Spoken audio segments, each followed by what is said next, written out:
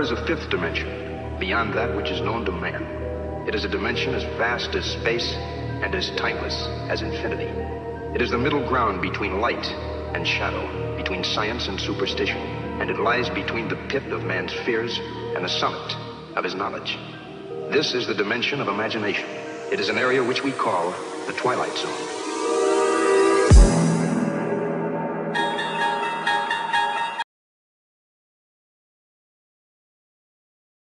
Love y'all, boys. Love you. Love you. I'll go to war with every single one of you, every game, all right? Love you, 1-7. Here we go!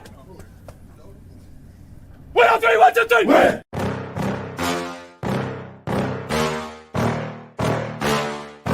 Yeah. Please tell me that I can't, that I won't, that I fail, that I'll never make it out, yeah.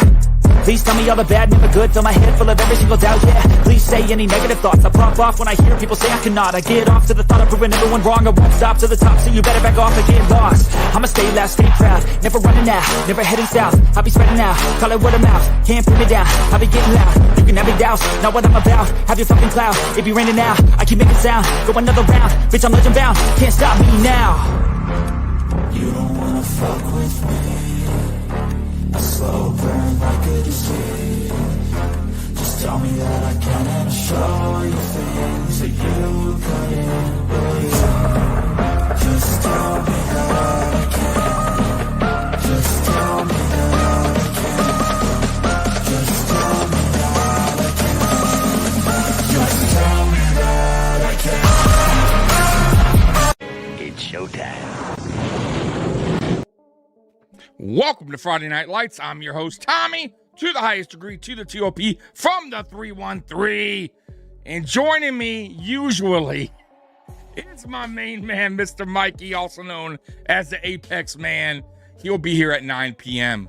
As you guys know, I'm working on Friday nights, but that will soon end in a few weeks. So we will go back to our original start time at 9 p.m. after November 21st. So sorry about that, but we are here for the next few weeks at 8 p.m. and Mikey will join me at 9. What up, Mafia? How you feeling today? Look, I I put out a video yesterday, pretty much a rant on how I felt the deadline went. And if you guys missed it, go ahead and when this stream is over, go ahead and watch that, and you will really get to hear me bitch and complain about the trade deadline. But there's so much more to that I'll dive into tonight that I didn't really even get into on that video because it was an hour long. And I'm like, you know what? I'll save it for Friday Night Lights. And here we are. Let's get to some of the chats real quick. Nomad, what is up, man? What up, boys? Big game Sunday. Let's squish the fish and hope for a Bucks win against the Pats. Go Bills. Yeah, man. That's going to be a tough game for the Patriots. That's a game there I had circled a loss for the New England Patriots. So as long as we take care of business against Miami, we should be fine. And I like I said before, New England's going to have a letdown game at some point, in this season. So be prepared for that. They will lose against a team they should win. So, or they should defeat. So, yeah, we should, as long as we take care of business the rest of the way, we should find ourselves back in first place at some point during the season. So, it is what it is. But our goal, really, guys, at this point, of course, winning the AFC East is fine, and we want that. But our goal, obviously, is just to get into the playoffs at this point, and we'll go from there. It's all about getting hot at the right time, and obviously, staying injury-free going into the playoffs is always best. So really, that's honestly, guys, that's what I want at this point. Obviously, like I said before, an AFC East title would be great. 6 AFC East titles in a row, great. But once again, it's the goal is right now the playoffs, and let's see what we can do in there. Yeah, I'm sorry. Did I say 6th, 5th? I apologize. Because we won in 2020, 21, 2, 3, 24. No, actually, It is our 6th. So look at me, man. Look, we've won so many. I'm confused on how many we've won in a row. Scuffy coming in. Hey, Tommy. Was that a shirtless Fitzpatrick in the intro? Yo, I got to, eventually I'm going to have to redo that intro as far as, people that are the former players that are, get rid of some of the former players and add some of the new players. It's just so time consuming to get those intros done, but I'll get it done at some point. What up, Scott? How you doing, man? How you feeling? I hope you're feeling a little bit better about this Buffalo Bills team. I know the trade deadline was very disappointing. It was disappointing to me. It was disappointing to a lot of Bills Mafia out there. And I'll talk about that tonight. What up, Robert? How you doing? Mikey, by the way, will be here at 9 p.m.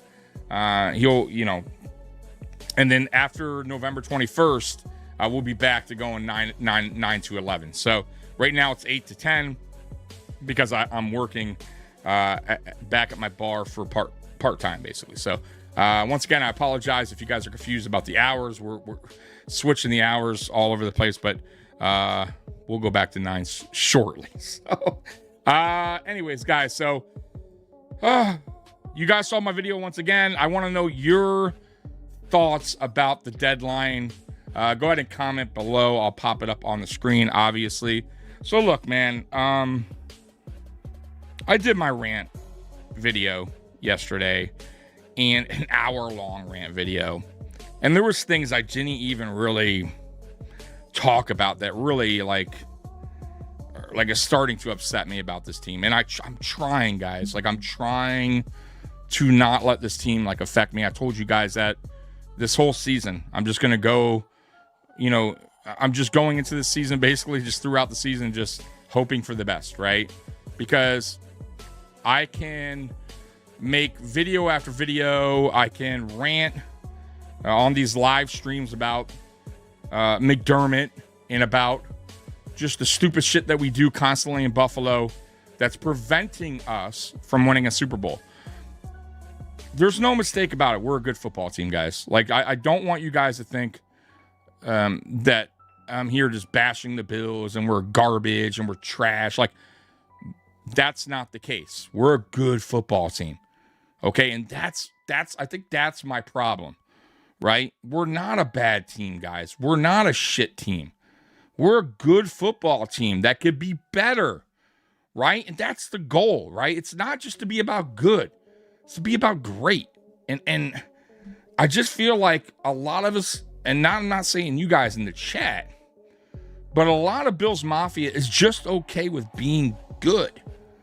And and I'm in fear that our owners, the Pagulas, strictly Terry, is good enough with good, right? Not great, right? Because he's putting butts in the seats. He's selling merchandise. He's making money. It's profitable.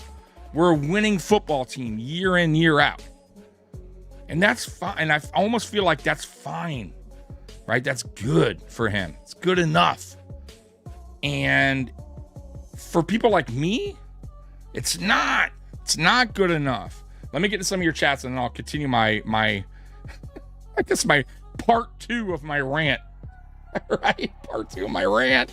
Scuffy, I'm just as frustrated as you. There you go.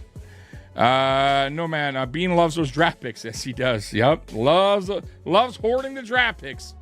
Scott, disappointing, but I don't blame Bean. I do think he tried. Basically, stars did not align. I'm good. And I'll get into that. And I understand that as well. I'm not there. I don't know the conversations that were made, right? I don't know how aggressive he really was, right? I'm on the outside, right, looking in. So I get what you're saying, Scott. I totally get that. But I'm going to get to more about why I'm disappointed. Roy, Tommy, I'm assuming you're not getting Bean an Christmas card this year. No, and it's disappointing for me, man, because Roy knows. I'm sure he knows. And a lot of you guys know. I've defended Brandon Bean on this channel for years. When a lot of Bills Mafia or a lot of other podcasters that I know, talk bad about him or said he's the problem. You got to get rid of both Bean and McDermott. I've always been a believer that it's really not Bean, it's more McDermott. And I kind of still do believe that. I'm still on, slightly on board with that feeling. And I don't know if I totally shut the door on Brandon Bean as far as what he can do here. I don't think it's all been bad. And obviously, it's not all been bad. We are, like I just said, 5 minutes ago, we're a good football team. We've been a consistently good football team. So you got to give credit. You got to give some credit, right? Clearly, they're doing some things right. So I get that. I'm not going to sit here and just be like, oh, everything he's done is trash. Trash. That's not the case, right? He's clearly, they've done, and that goes, by the way, that goes same with McDermott, right? And I've said that before. I think he's a good coach. I just don't think he's a Super Bowl caliber head coach. There's a difference. And that's my feeling about those two guys. Scott, laugh and still think, well, we're winning the Super Bowl, Tommy. I'm going to tell you listen, Scott, like, honestly, if you get in the playoffs, there's always a chance. And that goes for every team. If you get in the playoffs, there's always a chance. It's about getting hot at the right time, and obviously injuries play a big part of that as well. So, but, did we do anything by the deadline to improve our chances is where I was most upset about. What do we do to improve our odds of getting to a Super Bowl and potentially winning a Super Bowl? And the answer is nothing. Right? And I know some of you guys want to say, well, the cap and this and that and this, right? Right. And I joke around. I say Consuela was answering the phone calls, right? No, I have no money.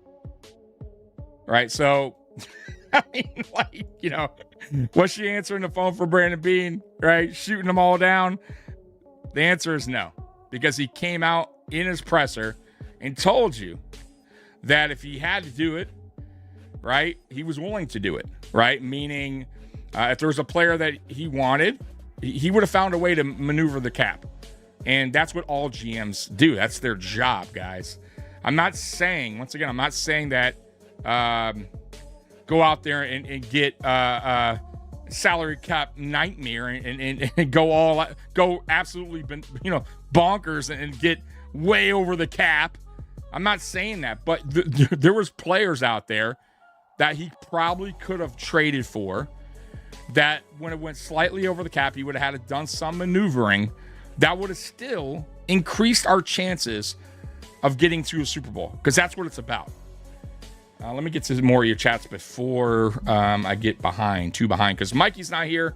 Mikey normally does the chat. So, Sandra, good evening. Mafia and Tommy. Sandra, Mikey will be here at 9. How you doing? It's good enough for Rico. Is it?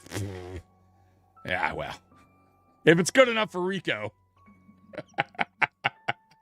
I don't watch them. I don't watch Fanatics, so I have no idea what his opinion was about the situation, about the deadline situation, or about anything, to be honest with you guys. So once again, everyone's gonna have their different opinion, including you guys.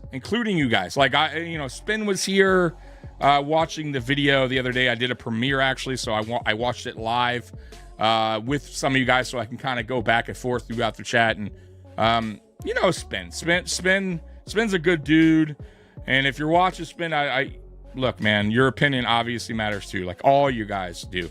All your opinions matter, and I'm not saying you guys have to agree with what I say, right? So, and I'm not going to call you guys idiots for voicing your own opinion or disagreeing with me, right? We can have that friendly debate back and forth. I'm just here to voice mine. And same with Mikey. Mikey doesn't always agree with my takes, as you know, right? Mikey sometimes wants to move on from some of my takes, right? He's like, dude, Tommy, it's time to move on. I don't want to talk about it anymore, which Totally understand. So I just want to let you guys know that, earlier today, I was watching my good friend's post-podium podcast, over there, Keys and Aramis. And I guess I got somebody hating me now in the chat. Good old Nathan. If you guys know a Nathan, Nathan said he doesn't like me. He hates me. And I said, oh, well, I guess the feeling's mutual. So what do you want me to do about it? You don't like my takes? You hate me? Okay, well, I guess I hate you too. So, look, man, it is what it is, man. I'm not going to be liked by everybody. And that's fine with me. But it's just kind of funny how that works. Scott Blakely, could you imagine being a Jets or Friends fan right now? Yeah, they're exactly. They got right. So they got a lot of work to do. No bones. We're going undefeated the rest of the season. I hope so. Right? Let's. That's a great. Hey, look, ain't nothing wrong with thinking that way, man. I'm with you. Let's have that good mindset. No bones. 15-2. Book it. Hey, dude, I'm all for it. And by the way, guys, I told you guys, like, when I do these rants and I talk about things I'm upset about McDermott, about Brandon Beane, dude, guys, I hope I'm wrong.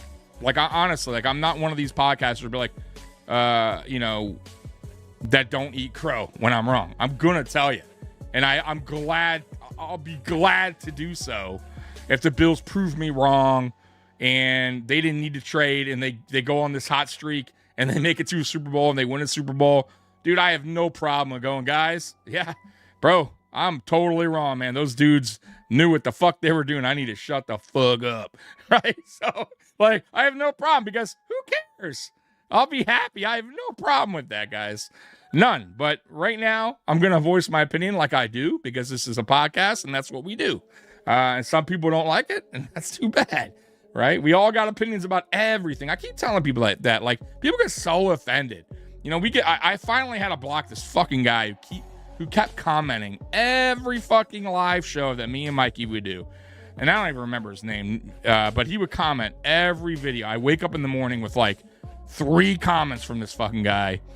And it would be like, oh, you guys think you know everything. And you guys, so go ahead and fix the team. You and Mikey, go ahead and go there. And if you could do so much better, like and I'm like, dude, it's opinion. Like, you don't have opinions about things. You never got food and somebody else likes, that food you don't like. So what? Like, you must be a chef then. Go out. If you can cook it better, why don't you go and make the food, Mr. Chef? I mean, it's just a stupid thing. We all got them. We all have different likes, takes. We all see things differently. It's okay. But man, like this fucking guy every time, boy.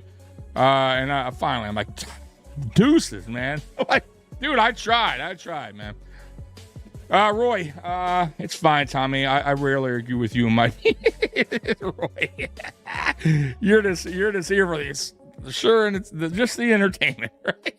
Robert, Tommy, are you saying Casey Toohole, Bail Inspector, Gabe Davis, Dane Jackson, Corey Couch, and Kingsley Johnson would take the Bills to the Super Bowl? Robert, that's so fucking funny, dude. And I brought that up in the video, and I'm like, bro, the Bills are so funny. Like, hey guys, we didn't make any. Don't get too bummed out because we did sign some players to the practice squad. Right? We got these guys. So it's like, dude, like, it's just another slap in the face, right? Like, hey, we weren't too aggressive in the trade deadline, but we were super aggressive in free agency. With the scraps that nobody wanted, the guys that were out there fishing, we were aggressive with those guys. It's crazy to me. Hey, Spin, how you doing, brother? And I want you to feel a certain way, brother. I know we got to talking there on yesterday through the chat. I have no problem with you voicing your opinion all the time, bro. You're great to the channel. You're great to the chat, bro. You're a good dude, man. I know you joke around a lot too, so I have no problem with you, man. So I hope you didn't take it the wrong way. Roy, nobody has to prove me wrong. I'm good at doing that myself. Let's see here. Spin, I just think Tommy needs a little bit more Calm down, Tommy. Just calm down. Right here. As I'm getting older and more white hairs coming in, it's like, right, Tommy, right? We're gonna be like old men here soon, like really old. I'm already old, but like I'll be like 65, you know, still doing this podcast. Spin's gonna be like, more patience. You gotta have more patience with this team, Tommy. We're only 25 years into the McDermott Bean era. like, guys, man, come on, man. That's what I'm saying, right? Like 15 years. Let's give it another 15 years. I think they deserve that. Like, Steve, what up, man? How you doing, brother? When there's 8 years of data and results, is it opinion or analytical facts? So yeah, Steve. So, you know, when I did that video yesterday about the deadline and all that, it's really, I think I just boiled up. It's more than just that, right? Like, here's how like I'm starting to look at it, man, guys. The McBean era, we'll call it the McBean era, okay? This is the 9th season, right? They got here in 2017. Now, mind you, I know you're going to say, oh, Brandon Beane didn't do the draft in 2017. He was still here in 2017. So I'm going to count it as 9. These are 9 seasons, right? In the McBean era. I understand when any GM and any head coach start new, like start somewhere new in a rebuild, right? I get that they have an outlook. I understand that when they get there, they go, okay, here's our goal, right? Here's the process, right? By the way, we're not the only team that says that. Trust the process, right? The Buffalo Bills didn't invent that, guys. So like every team, it seems like when they're in rebuild mode is you got to trust the process. Trust the process. Which is fine, right? Like obviously, right, we're all on board with trusting the process in the beginning. Right? We all are like, okay, sure, we'll get on board. We'll get on the trust the process train. We have no problem with that because we've been shitty for so long, right? Let's get on that train. Let's get on that trust the process train. But here's the deal, guys. When you start to get late into your process, meaning 5 years into it, 6 years into it, guess what? It's time to probably take a detour.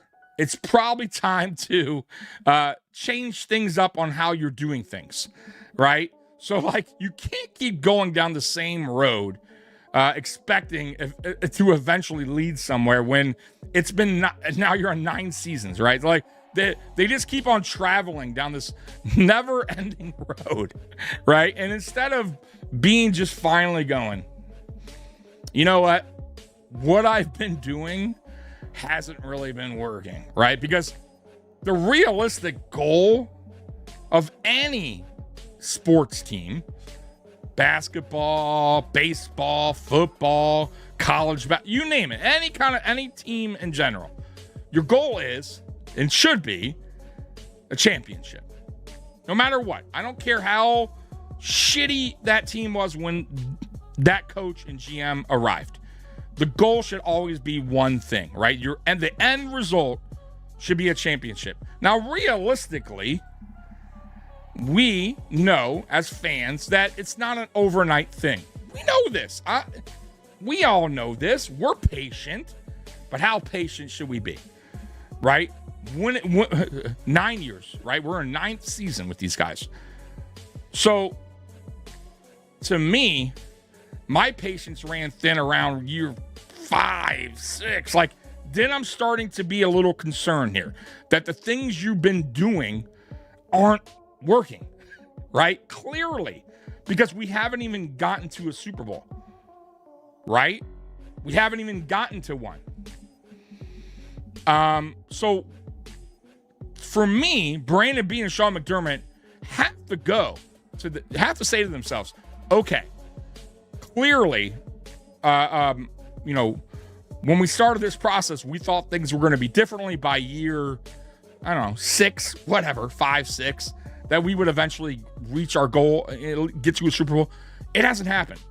So it's time to switch things up, right? Time to step outside your comfort zone and do things a little bit differently than what you planned on initially. They haven't done that. And to some of you guys saying, be patient, be patient, be patient. Oh, it's, you know, finally now, guys, we're, you know, the defense is getting younger now. Now they're going younger on defense, Tommy. So now, be patient. We got to be patient because we got young guys now. Guys, Josh Allen will be 30 years old in May, right? 30 years old. How much more patience? So how many more years for these young players to develop while Josh Allen's getting older, right? And he's not your normal quarterback where he's going to be in his prime for a long, long time because of the way he plays the game, right? Look at Cam Newton, for instance, right? Those style quarterbacks, they don't last too long as far as their prime goes. So, you know, 30 years old in May. Guys, how much longer are we? So let's say now we got to wait for these young guys to develop in the defense. What if they don't develop? What if more injuries happen? So now, because they want to focus on back to the defense, and let's just get the younger, let's develop, let's get project players, let's develop, while you're doing nothing for your quarterback at the same time. So that's my problem with this team and why I get upset with when they do make no moves at the deadline. They did nothing. They did nothing to improve their chances of at least reaching a Super Bowl. And then, of course, the argument I hear you guys say is, well, the Chiefs did. Hey, Tommy, the Chiefs did nothing. Well, okay, great. Because if we would have done something, that gives us even better chance of beating them if we see them again in the playoffs. It's all about getting better. There's nothing wrong with that. And there's nothing wrong with Brandon Beane stepping outside his comfort zone and doing something different and taking a bigger chance, or some of you guys will say all in. Because guess what? For me, if Brandon Beane took the swing and did that and it didn't work, I'm not going to look back and go, oh, man, fucking Brandon Beane, fucking idiot with the going all out for whoever, making that trade for that guy or you know, trading up in the draft to get a top 10 pick. You know, I'm just saying, I'm just throwing out random things, right? Brandon Beane has yet to do, really doesn't do that, right? He kind of just goes with the flow, right? Trades back a lot, right? Instead of trading up, right? Hoards draft picks, right? Free agent signings are a bunch of one-year guys when, you know, and then, of course, he does one, you know, he'll do a 2-year, 3-year deal with a guy that nobody really, it's not really a needle mover. Instead, you know, you could not sign, you know, 10 guys and sign maybe 2 impactful guys with the money you just spent on guys that are going to be here and gone in a year anyways.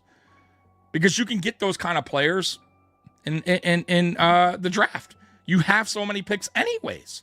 Or the UDFA, undrafted players. Anyways, let me get to some of your chat. I apologize. I am way behind. All right. That I read. Nobody has to prove me wrong. I'm good at doing this. I think I read that. I think I saw that too. When they're 8 years old, yeah, I saw that. Sorry, Steve. What is Beane going to do? All the Panthers players being new from Panthers are about gone. Yeah, I have no idea, Robert. Tommy's blowing off steam podcast. It is. You guys know me, man. Look, man, I told you guys. It's funny when I go into other, you know, podcasts and, you know, people don't know me. I'll be chatting. They're like, oh, this guy, a Homer guy or something like it. It's like, dude, you must not know me, man. Look, I'm not a I'm not a homer, and I'm also not, just a shit on this team every time I talk about them. But I try to, see both sides, right? I try to give the good, the bad, and the ugly. But I get frustrated, just like a lot of you guys get frustrated about, what is going on here, like with this team, and how long, are we supposed to be patient for? That's my problem. Steve coming in. Here's a fact. Bean said there's no wide receiver problem. Fact in 8 years, Bean has only drafted one wide receiver for a Hall of Fame quarterback in the first 3 rounds ever, and it's Keon Coleman. How you like them facts? Exactly. So, the one thing I'll say, Steve, and that is true. The one thing I'll kind of like defend him a little bit is he did trade for Diggs in 2020, which is technically a draft pick because he traded away our first round, and Diggs was an upgrade. So I'll give him that. But I get where you're going with that, because after that, he absolutely abandoned the wide receiver room. Really, he abandoned the offense for a long time, including the offensive line, right? He just started to really get players on the offensive line, too, when he drafted Osiris Torrance a couple of seasons back, and then obviously picked up some help in free agency. And then obviously Spencer Brown came around and all that. But, outside of that, he hasn't done much on the offensive side of things, right? So I agree with you on that, somewhat. But I have to factor in the Diggs in 2020 because he did technically use a first-round pick on Diggs. So I kind of count that as a draft pick in a way. But, yeah, I get where you're going. My patience wore off last season. Yeah, I totally get it. And once again, like to your point about the calling the radio station, they're saying there's no problem and blah, blah, blah. Let me tell you something real quick, guys. Don't let them lie to you.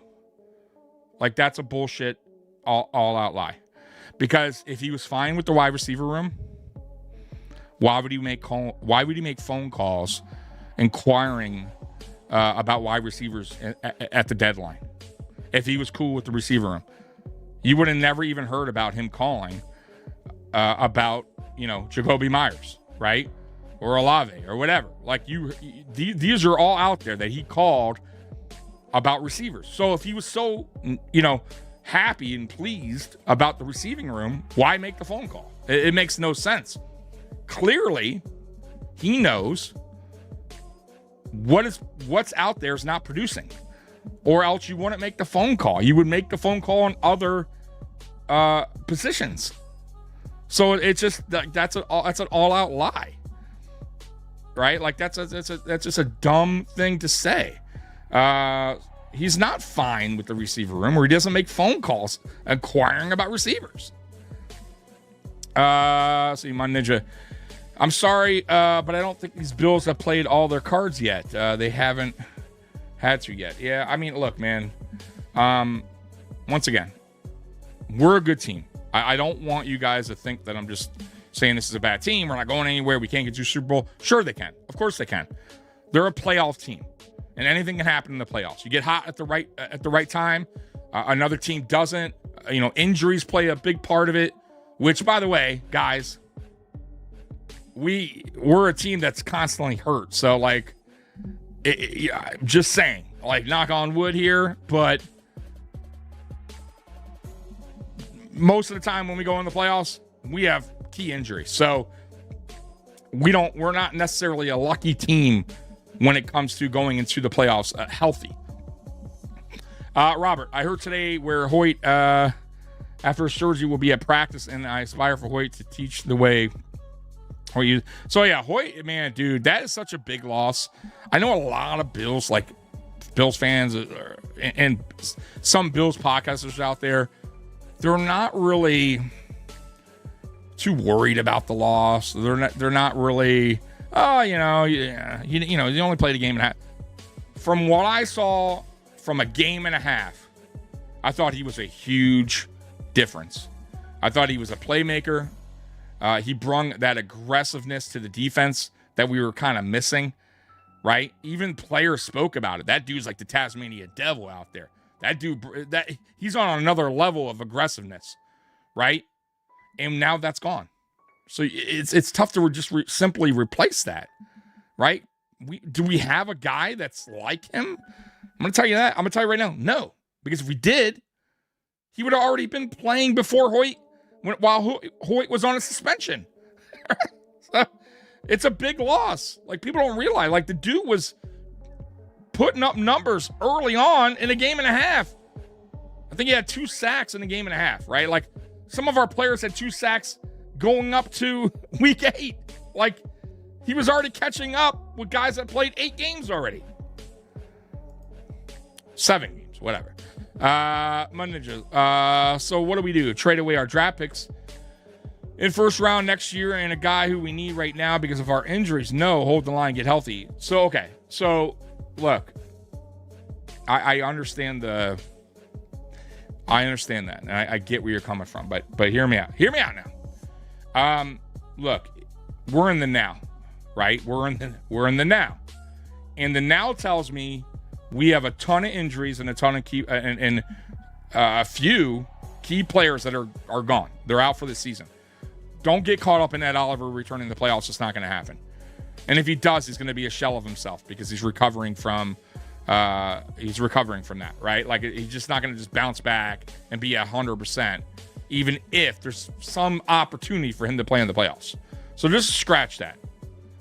And I'm not saying that the Bills needed to trade first-round draft picks. Like, did you watch the deadline? There was players going for 6th-round and 5th-round picks. Like, it's not that big of a deal.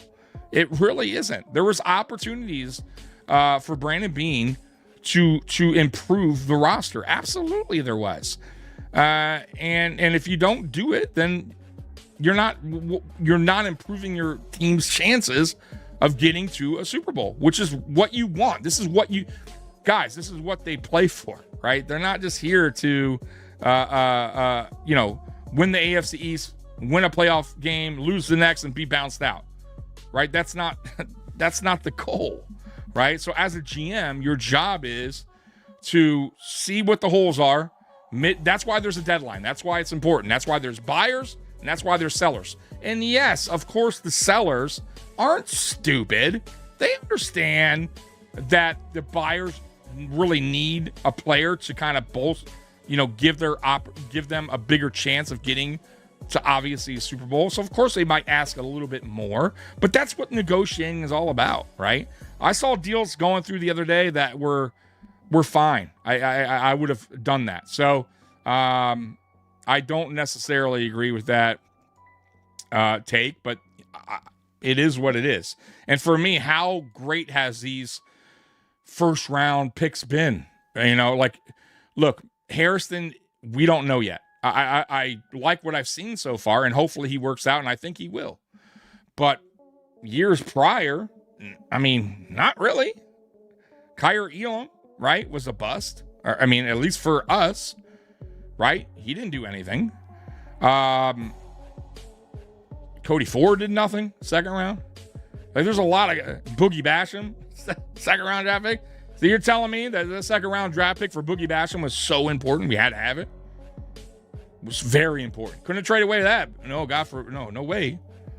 So, guys, sometimes, and my point is what I made earlier, sometimes you have to go out, you have to step outside your comfort zone, and you have to take a detour once in a while. All the best GMs do that. They eventually have to take a detour and do something a little bit out of, that they may not want to do or may not plan or have planned to do. But it happens. Injuries happen. Players underperform. Free agents that you sign may not work out. Does that mean you just go, oh, well, fuck it. It's that's the team I built in the offseason? Or do you go out there and go, hey, okay, we're a playoff team right now. Okay, yeah, we're 6-2. Yeah, let's go ahead and pull the trigger. Let's I think we could do it this year, or at least I think this will improve our chances. Of course, if we weren't a winning team, there was no shot at it. If we were a 500 team, Okay, fine. You know what? Now, not worth it. You don't do that. Why would you do? I totally get that, right? But when you're on a roll, or at least you're playoff bound, or you're looking like it, you got to improve your chances. You have to. That's what the whole thing's about, guys. And that's all I'm saying. But once again, listen, y'all fan how you want to fan. Y'all believe what you want to believe. I get it. And I'm not jumping off the Bills bandwagon, whatever, because I'm not a bandwagon fan anyways, but I'm not jumping off ship, right? I don't desert my team. I'm not telling you guys that fuck this team, I'm done with this team. I never said that. I love the Buffalo Bills. I do a fucking podcast about the Buffalo Bills, right? Like, I got a tattoo on my arm of the fucking Buffalo Bills. Like, I love the Buffalo Bills. As you can see, right? I'm a diehard Bills fan. I've been a diehard Bills fan since 1989, right? And some of y'all on here have been diehard Bills fan since the 70s. So I'm with you guys. And I'll never stop watching this team, loving this team. Like, that's never going to end. But that doesn't mean I can't have frustrations, right? And once again, how long did it take for us to find a quarterback since after Jim Kelly? Whew, a long time. Now you have him. You have an opportunity here to go to and win a Super Bowl while you have this guy in-house, while you have the best quarterback in the NFL, or at least if you want to argue top 3 quarterback in the NFL. You know, everyone's going to have their opinion on where they see Josh Allen. But he's on the tier 1 level, right? He's right up there, top 3. Wherever you want to position him, that's fine. To me, I think he's a unicorn. I think he's the best quarterback in the NFL for everything that he could do. And you're going to kill this guy's prime by not taking more chances, by not helping him out on offense, right? Getting players, better players for him on offense, right? It's season after season after season, guys. That's where my frustration is, right? And you guys, once again, be patient, be calm. But you guys understand, time flies, right? Before you know it, we're in year 11, right? And now Josh Allen's 32, 33 years old, right? Okay, right? So then what, right? Like now what do we do, right? Do we finally go all in? Like, you know what I mean? Do we change what we've been doing that's not working? Right? There has to be a change at some point of their way they're doing things, right? Because if they were doing things so great, this team would be great and it would be a Super Bowl winning team by now, or at least have gone to Super Bowl at some point. But we're year 9 in, we're still having problems on defense, right? Though it seems like it may be getting better, but we'll see. Let's not get on that. Let's not. It's been a couple games. Let's not go, hey, this defense is elite. Let's slow down real quick. Let's see how consistent they can be. Okay, because we've seen this before. But yeah, guys, like year 9, like having the same results, right? Losing to teams that we shouldn't lose to, right? Defense letting us down. How about the wide receiver room, right? This is what year 2, right? Since we lost Stephon Diggs, that we're going, everybody eats, blah, blah, blah. Oh man, we need help at receiver room.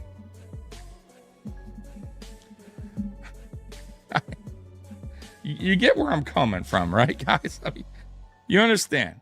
Did everyone see that Deion Dawkins is getting the keys to the city?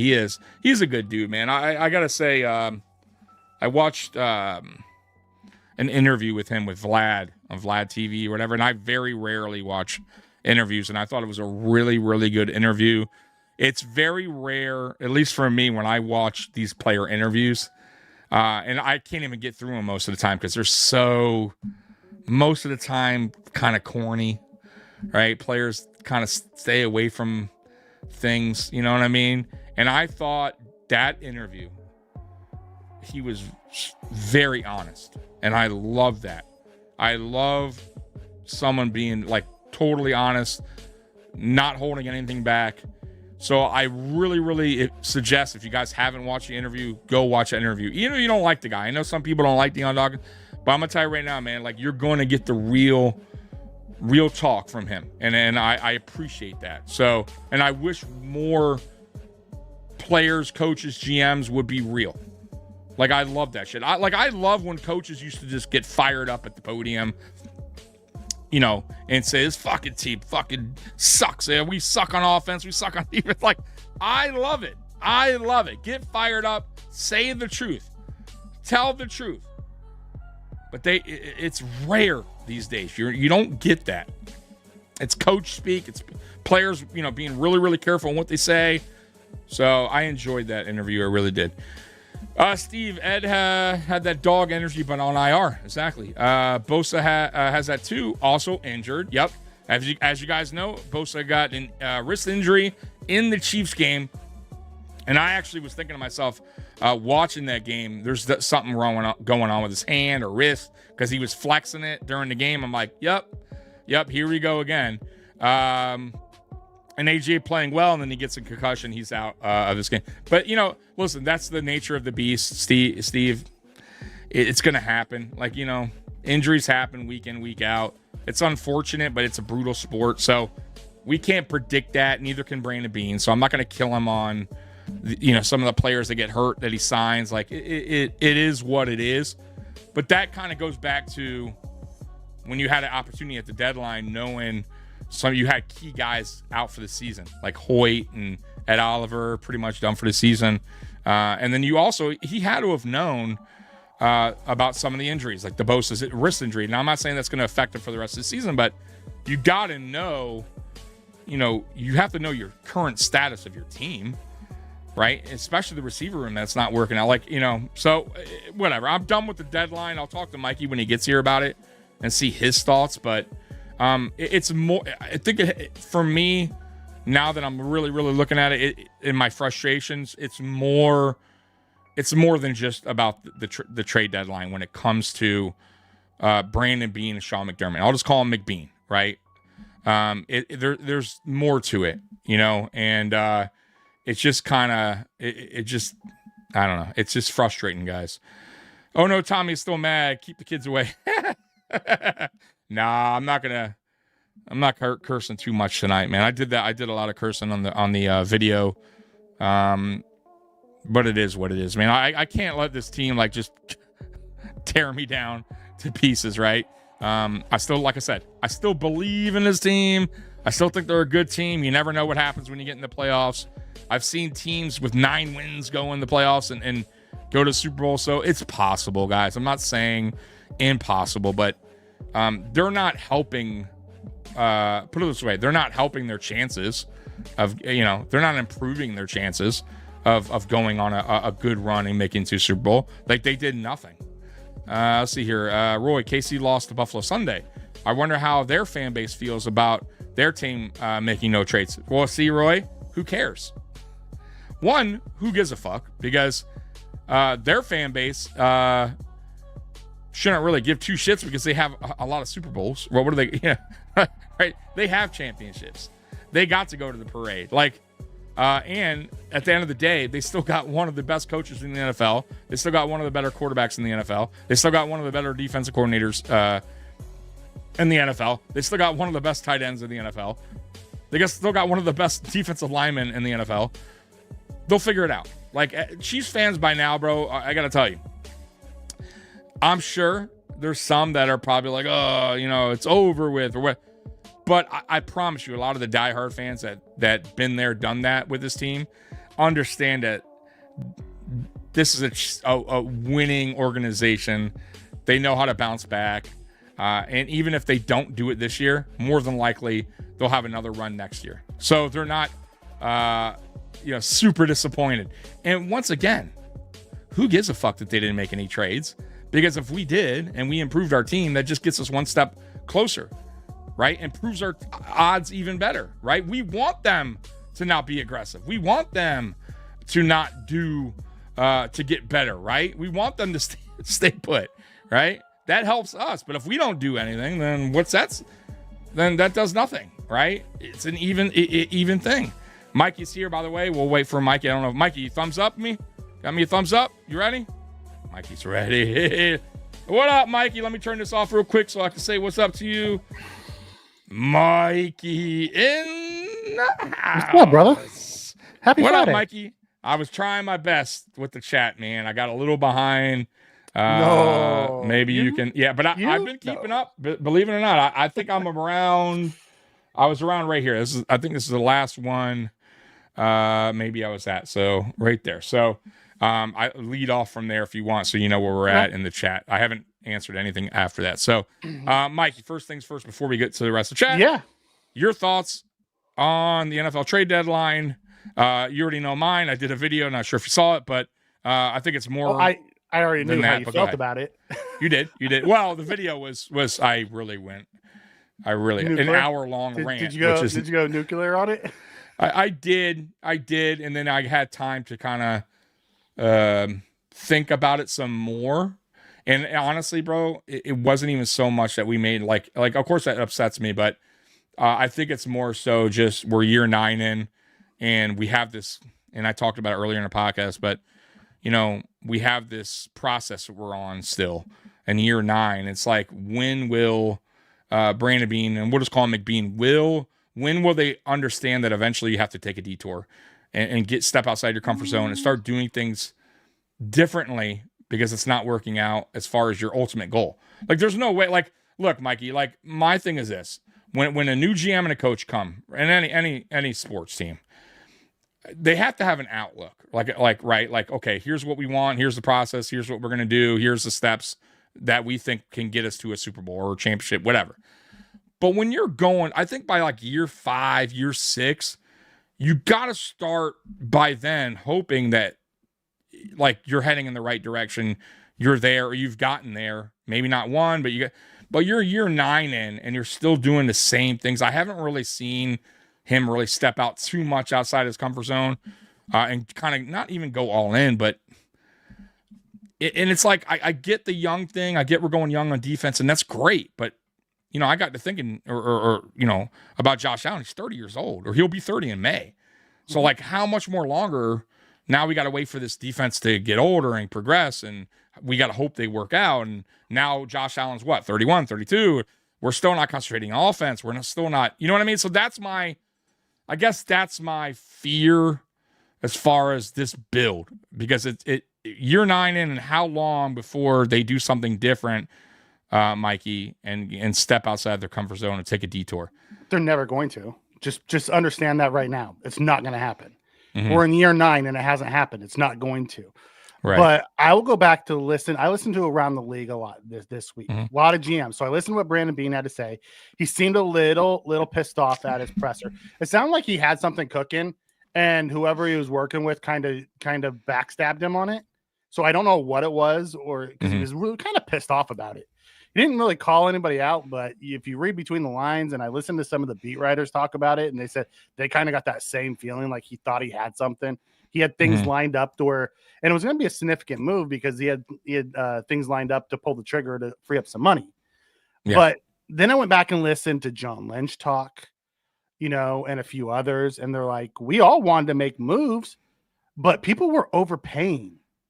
Yeah. 2 1s for Sauce, what they trade for Quinn Williams. Like, it was like, yeah, we could have went out and got Shaheed for a 4 and a 5, but Shaheed wasn't going to be a difference maker here. Yeah. We have that player already here and more, like outside of the return, aspect of Shaheed, we have that player. Like what we needed, everyone was wanting overcompensation at the deadline. I kind of understand them not pulling the trigger on something. Because if we would have overpaid and we still failed, people would have killed Bean for overpaying at the deadline for taking the swing. Because we did it with Vaughn. He took the swing with Vaughn, then we killed him. But that tried it for a 34-year-old free agent. Didn't cost us anything other than money. But I didn't kill him on it. No, but the fan base did. It's across the board. And when I listen to the other GMs, because like, look, outside of Howie Roseman, who just has gone all in on this year, The Chiefs didn't do anything. They could have got Brees for a third, and they said, no, thanks. He's not worth it. And they're missing that type of back. But see, that once again, I don't care that they didn't do anything. Great. It helps us. But okay, I get that. But that thinking to me is not the right way. Now, I get it. Maybe GM, other people feel it different. But for instance, if that was the truth and all they wanted was a third round for Brees Hall and they're having running back issues over there, who gives a fuck if you may? No one's going to kill them for giving a third round for a guy that could make you better. But he wasn't going to overpay. But he wasn't going to overpay. Yeah, but I can get that. But sometimes you have to, Mikey. You know, it's not obviously like not. Know that because a lot of people in the NFL didn't do it this year. Not every team, not every player was teams. But not every player went for a first round pick, Mikey. There was and look, I'm not saying that like the Bills needed to the people that we needed to get to be a true needle mover were all going for ones. Yeah, I mean, I guess. I mean, there were still players out there that they could have. Once again, though, there was also on the defensive side, there was a player, the linebacker went for, I think, a 6th round. The Bengals linebacker, I would have taken Logan him for Wilson. A 6th round. He went for a 7. Yeah. Okay, he's not a needle mover. And what doesn't matter. What we talked about? We wanted needle movers. I get that, but still, let's say for your point, the needle movers were asking way too high, no 2 first round. Fine. But they still could have done something to improve the team. You still could have made some type of move at that end. And you know what? I would have been fine with it if I knew when I saw at the end of the day, okay, these guys, the big time guys out there were asking way too high. I would have been like, well, you know what? At least they took a swing and got this guy for a 6th round. At least he's something. He's added depth. They did something to improve the team. You get what I'm saying? Rather than nothing. Because, you know, bro, a 7th round pick, I just saying like that. I don't see where Logan Wilson fits in on this defense, though, also. Well, the fact that we have guys hurt all the time, I don't know if that would have hurt either. I think this is where me and you are different. Because I told you, I don't give a shit if they make any moves. If they don't get a needle mover, don't make a move. Rock with who you brought at this point. Stop giving up stuff for guys who don't make differences. I don't care about that. But that's this season, Mikey. What about you? What about season 8 and season 7, season 6 and season 5 and season 4? They did make moves. They didn't really, did they? I mean, they made the move for Amari because you talked about how much Amari changed the wide receiver group. He did, but how often did he? The year before that, they made the trade for Rasul that changed the defense. How often in the corner room did they trade up in the draft? How often did they go try to get? Did they try to get BTJ in the draft? No. Did they try? They moved. See, you can't say that because there was reports we did and we couldn't. They wouldn't take it. I don't see us being aggressive. If you think that Bean's been aggressive, I don't think he has. As a GM, then I don't see it. I don't think he's been aggressive. I'm just saying I understand what he's done and why. I understand what he's done, but that doesn't mean it's worked, though, Mikey. So understand. So that's what I'm with you. Like I agree with you. Understand, and I think everybody can agree. We understand that. Like obviously, like the cap and all that, whatever crap. But he also is the one that got the cap where it's at. One, where the cap's high because he said it that way. It's that way. I didn't tell him to do that. He got it. So no one's really we can't. So once again, my point is this: you're year 9 in. You got like you said, he's done things his way, the way he wanted to do things. But when Mikey, and like you said, I guess you said earlier, it's never going to change. It's not going to do anything differently. But I guess that's my beef. That's my problem. Because if he's never going to change, same with McDermott as a head coach, right? He's stuck in his ways. Then we're going to keep having these conversations about us falling short in the playoffs, or maybe our players step up and actually make a clutch play. The last 2 years, it hasn't been for a lack of what they didn't do. It was a failure on the field. Diggs but it's not dropped that big one. Bass mixed the kick. Last year down the stretch, Kincaid got the ball. We got the ball out, and Kincaid missed it. Like at the end of the day, the players have failed on the field. Now, before the last 2 years, yes, you want to go back and put that on McDermott. You want to put that on Bean not making some moves. I'm good with it. The last 2 years, it was the players that failed. Okay, but the players are on the field because they put them on the field. that's the players they chose. I didn't choose those guys. Okay, and I get that. We were in the AFC Championship game last year, Tommy. Or I get And that twice. And last year, I'm saying last year by itself. Yeah. And we lost a slim margin against the 19-time, AFC champions in a row or whatever it is. Like, I think it's like 5 or 6 now or some crap like that. It's something crazy. I get it. I get it, but at the same time, and the reason we lost is because of the failures of the guys on the field. They didn't step up and make the clutch plays. The difference between the Chiefs and the Bills right now is the Chiefs make the clutch plays when it's time. The players do. On the Bill side, they haven't. I don't know if it's all Bucker about the makes the 60-something yarder with the 13 seconds to push it into overtime. I think it's coaching. Bass misses the field goal.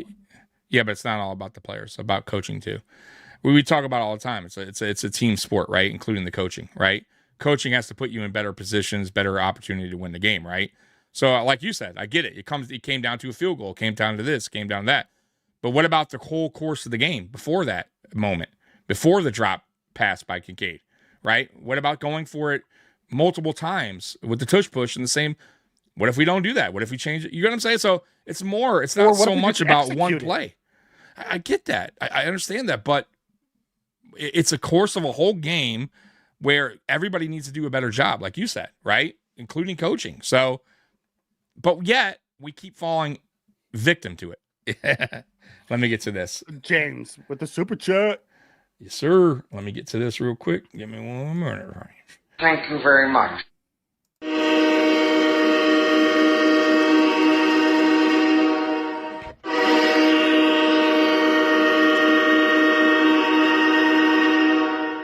Thank you so much, James. What would you guys have given up for Olave? Would it have worked in the cap situation? Would have been the answer. Yes, because Bean said he had the ability. I mean, we were talking to Calvin Ridley, who has a higher number than Olave. So there was a way to make the numbers work, and they were prepared to do it. I would have given up a 1 for Olave. Olave is a young, talented alpha wide receiver who has proven it in the NFL. He's the type of receiver that I wanted. I didn't want the Shaheeds or the Myers. I'm with you. I wanted that alpha dog, or don't do anything. That's fine. You know what I mean? At this point, because I'm with you on next that. next year's draft is going to be loaded with a bunch. But do they do it, Mike? But do they? That's the well. I mean, question, right? I'm not saying just loaded with wide receivers. It's a loaded draft class in general. Right, I get that. But does Bean actually like go after these things that we really desperately need? Oh no, he's going to go get defense because that's what Sean McDermott wants. Exactly. So, James, to bounce off that question, they could have afforded Olave, right? They would have made it work. 2, Brandon Bean, if you listen to the presser, he even said himself, like, if the number, the cap, we are where we're at, but if there was a deal that could have been done, he would have figured it out, which I told you guys that.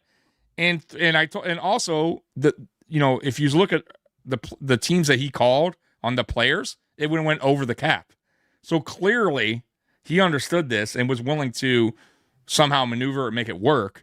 So I don't believe it all had to do with the cap. Of course, there was some. I'm not saying it had nothing to do with it, but I think it was more about, like Mike said earlier, what they wanted, right? And possibly, look, they didn't trade Olave.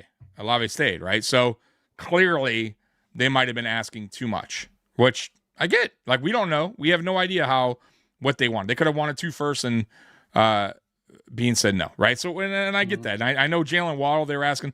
I wouldn't have gave that up either, right? I think I would have gave up a first for Waddle, but not 2 firsts. You know what I mean? So I get it. I totally understand it. I would have given up a 1, but they wanted a 1. A 1, but not 2 ones. But I wanted to give it. They wanted 1 and like a lot more. It was like what the requirements for those type of players this trade deadline was outrageous. And Indy set the market with the 2 for Sauce, which I think was a huge overpay. It was, but you know what? You know what though? I'm not going to kill him on it. If that's a gamble they want to take, you will kill him on it if Daniel Jones regresses the rest of this year in terms of and that's isn't different. A guy. But I'm just saying. But if he goes there and is an impactful player on defense, they got exactly what they wanted. Has he been impactful since his rookie year? I think it's still been damn good. I'm not going to hate on Sauce Gardner. I would take him in a heartbeat. I like him. I get what you're saying. Has he been what he was his rookie year? Probably not. I think maybe a little bit juice, a little bit, a little less juice in this there, but I still think he's a really good defender. He's a sticky defender. He gets called a little bit on PIs because of that. He's a physical type of defender, but no, bro, young, physical. I would absolutely now 2 first round. Yeah, I get it. That's a little steep, but if it works out for them, great. I wouldn't be mad. Now, if he goes there and he's a bum, and he's not, it wasn't just the 2 first rounds. There's 2 first rounds and their second from last year with AD Mitchell. No, I mean, it was I'm just saying, steep price. It was, and I don't know if I would have done it. I'm just being, but I also don't know their situation on defense either. You know what I mean? So I can't really speak for them. Yeah, I don't think they're just a corner away. That was the problem. Okay. So maybe as Walter comes in and says the Bills give up 32 points in the AFC Championship game. So it wasn't. You don't give up that much off just player execution. It's coaching too, and I don't disagree with that. But we knew our defense was cheeks last year. Going in, we knew it was going to be cheeks because we had gotten rid of and we had started making that change. That's why we spent our entire draft this offseason, getting young guys on the defense and starting that rebuild on the defense. So, but even with giving up the 32 points, the offense had a chance and they failed. Correct. Execution on the execution. I mean, technically, I guess you can say they didn't always fail because I still believe Josh got that first down. But at the end of the day, it is what it is. Doesn't matter. It doesn't matter. It wasn't called and we lost. Yeah. So it is what it is. But I'm not gonna kill Bean for what it is. I think me and you talked about this after the deadline day. And he didn't do anything.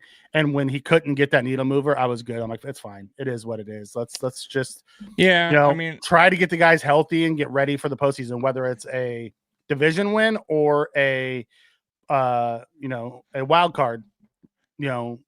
Let's just get ready, those guys ready and see what we can do in the playoffs. No, like I said, I get it, but I feel like it's for me. I guess the frustration it's piling up, and they're never. I understand that he like couldn't want him to. I understand that he. Yeah, I know, but that's my problem. Is though, it's like when we look back at this era, right, and we're gonna have a lot of what ifs, and it sucks because you never know. Like if he was a little bit more aggressive, or he did go all in at one point, like. Could have worked. We don't know. We won't never know. And like I said before, I like Bean. I like what he's done. I'm not saying everything he's done here has been bad. And the same thing with McDermott. I don't think everything he's done here has been shit. Clearly, we're a good team, but I want to be great. And there has to come a time where, I feel like there has to come a time where they have to do things differently or step outside their comfort zone. To make it finally work. And it's just like if they don't and they keep going on like this, it's just going to be a never-ending road. And maybe it sucks, and I hope I'm wrong. I really do. Just like we're wrong on McDermott. We're hoping he can get over the hump and get us a Super Bowl. And dude, who knows? They get it this year, and maybe I'm fucking totally wrong, right? Yeah, maybe I'm totally wrong. I told you at this point, it's 9 years in. Expecting something different is just a waste of my effort now. I'm going to try to sit back and enjoy the ride and see what comes out of it and root for the guys that we have here because that's all I can control. You know what I mean? Getting pissed off at Bean and wanting him fired isn't going to change anything because if what we had to say really rang true to our owner, McDermott would have been gone a couple years ago. Sure. So obviously he doesn't give a shit what we have to say. No, he doesn't, but we're a podcast, so we're going to have to keep talking about it. And we'll talk about it all day long. We will. But I get what you're saying. It's not going to make Tara Bigula is not going to be like, hey, those guys, Tommy and Mikey. Well, I'm just saying the fans in I get what you're general. saying, though. Because there's a large contingent that's been saying it for a while. And we have been. But I'm just saying, like, I get where you're going. Like, they're not going to be like, man, the fan base or these podcasters really upset with with my decision. WGR got blasted by being in the offseason for suggesting he didn't do what he should have been doing. So Steve comes in and says the OC is a bigger problem than a wide receiver. Our offensive talent that's different from New England or the Colts. How come it looks so dramatically different? How is Drake May looking more like Josh Allen than Josh Allen? It's because we are a different style of offense now. We are a run-first offense rather than a throw-first offense. And you can look at it and say it's Joe Brady's fault, or you can look at it and say this is what Sean McDermott's been wanting since he got hired. He wants a run-first ball control offense. He has publicly stated it. After the win, he said, that's what I want. And, and we run more than we pass. And that's the reason why. And the Patriots pass more than they run. It's a different style of offense. We are still ranked extremely high on offense. Even though we're like, our passing game is shit, we're actually ranked pretty high. Josh's numbers are better through the first 8 games this year than they were last year. Yeah, except I don't know about his yards. His passing yards. Are they? Yeah. It's still not good. It's still not great, though. But I'm just saying, bottom. Like his touchdowns, his passing yards, everything is better than it was last year at this time, which is wild to me. So I'm with you, and you're right. That statement by McDermott after the last game, when this is exactly what he envisioned, and of course he can put his, puff his chest out. Hey, look, we beat the Chiefs the way I wanted to, right? Like that's even more for him to be like, you see, it works. So, look, I'm just about winning, and if that's what it takes, and that's what we are, cool. But I still think I still think you have to have other parts of the game, offensive game, working well as well. You can't just have the running, like, now we're running the ball more and we're just going to throw everything short. Like, you're going to run into a team. Yeah, you're going to run into a team that's really good against the run, that challenges us through the air to beat them, like New England did, like the Falcons did. They press us. And then when you get into those situations, how do you respond? We've responded very poorly in those situations so far this year and really last year. And that's the reason why we went and got Cooper, and the things kind of went on a roll. And I'm not saying Cooper made this big part, but whatever happened, it changed. And maybe even Brady changed his ways a tad bit, or maybe the offense somehow started clicking. I don't know. It doesn't matter. It does. When he came, things changed, whether that be Brady going, hey, you know what? Maybe I need to mix things up. Maybe I need to get Coleman in better situation. Whatever. I don't care what it was, but it improved. You can't say it didn't improve. And I'm not saying it didn't improve. Okay, so this year, maybe, guys, maybe things start improving again. Maybe Brady goes out of that game and goes, you know what? Okay, maybe we're not going to use our receivers a lot. Maybe we're going to use our tight ends more. Maybe we're going to go to Kincaid a lot. Let's start throwing him. Because now it's 2 games in a row where Kincaid's had 100 yards, right? Oh, wait, okay. All right, so maybe we could do the Kelsey thing, right? Like Kelsey's our weapon on offense. Or I'm sorry, Kincaid is like our Kelsey, right? And then we'll get Shakir will be technically our one, and he'll get the most majority of the targets. Because if you notice, Shakir's numbers also have gone up over the last 2 games as well as targets. So I don't care if that's his vision and it works. I'm good with it. But I'm going to tell you right now, if it fails at some point here on our course to the playoffs where things get clunky again and they go away from Kincaid and now he only got 3 targets, right? Because it's very possible. Then once again, that goes back on Brady not doing things that were working. And that's one thing I also got to say too. Post-podium always brings it up, and I think they're absolutely correct in this. This Bills offense and defense during the regular season does things, when they get things right, they look great. And they get into the playoffs and they switch things all around. And it bites them in the ass. They try to be perfect. They try to be perfect. Instead of just letting them be, just letting them play. Instead of doing what worked, right? Exactly. They go away from things that worked. And I see that way too often from this team. And I think that's a big part of too why we fail when we do fail. And that's a coaching thing. And that's something that I hope they get together. But look, man, if this is what our offense is, like Mikey said, then fine. I have no problem with it. But you got to be consistent. You got to stick with it. If you want to go run through Cook, Allen, and Kincaid and Shakir, then fucking do it. Don't go against the Dolphins and all of a sudden we don't go to Kincaid, right? now we Yeah, don't know what to do on I think offense. You know what I mean? Yeah, I think that's where we struggled against, both our two losses against the Patriots and the Falcons. Well, the Falcons, we didn't have Kincaid, but against the Patriots, Correct. we kept trying to go to our receivers, and the Patriots' strength is their corners. Why yeah. we didn't feature Kincaid in that game, I'll never understand the game plan. No idea. We went away from Cook again in the fourth quarter. Yep. In that game, we didn't feature Kincaid over the middle, which was should have been the game plan because that's where you can get them. It was just a really odd. We turned the ball over a bunch in that game. It was just it was really odd. Like those two games was a lull, very much like it was last year. And then we figured it out and we got on a roll. And maybe that's what happens here. And we'll wait and see what happens in the playoffs because at the end of the day, only one team is happy. No, I get that. But you know what though? The one team that's been happy has been multiple winning Super Bowls and the Chiefs and Philly over the last whatever many years, right? Like, so that's why I keep saying like Chiefs fans can't really be too. Who gives a fuck? Like, really, you think they're that upset? Like, they'll get it right. No, they don't get it right this year. They'll figure it out.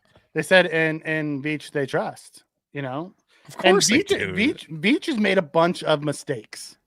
Yeah. In the draft. I mean, he's hit on a bunch, but I listened to I can't remember which one. There was one and someone was in the chat going off about how Bean has never hits. And then someone actually went through and talked about all his like day 1 and day 2 hits recently. Mm-hmm. I'm just like Bean hasn't missed as much as the Bills fans think his detractors think I'm he's with missed. you on that. Yeah, I'm with you. Yes, he's missed big on Elam. Yes, he missed big on Cody Ford. Yes, he missed big on Bogey Basham. But he hit on Tremaine. He hit on Josh. They hit on Cook. They hit on Dawson. They hit on Spencer. They hit on Osiris. Even Singletary was a really good one in the 3rd round. Now, was there guys drafted after those guys that became superstars? Yes. Were any of those guys truly superstars? Cook's on his way. Josh was. Tremaine's got paid $18 million a year. So, I mean, he has hit. I mean, Dawson Knox, or not Dawson Knox, but Kincaid is starting to come around. It's starting to come around. So, Max looks like he may be something. I don't think Groot's bad either. I think Ed Oliver's not bad either. So when you start looking at it, I'm with you. There's this overwhelming feeling that our front office and just doesn't know how to do anything, and I don't believe that's true.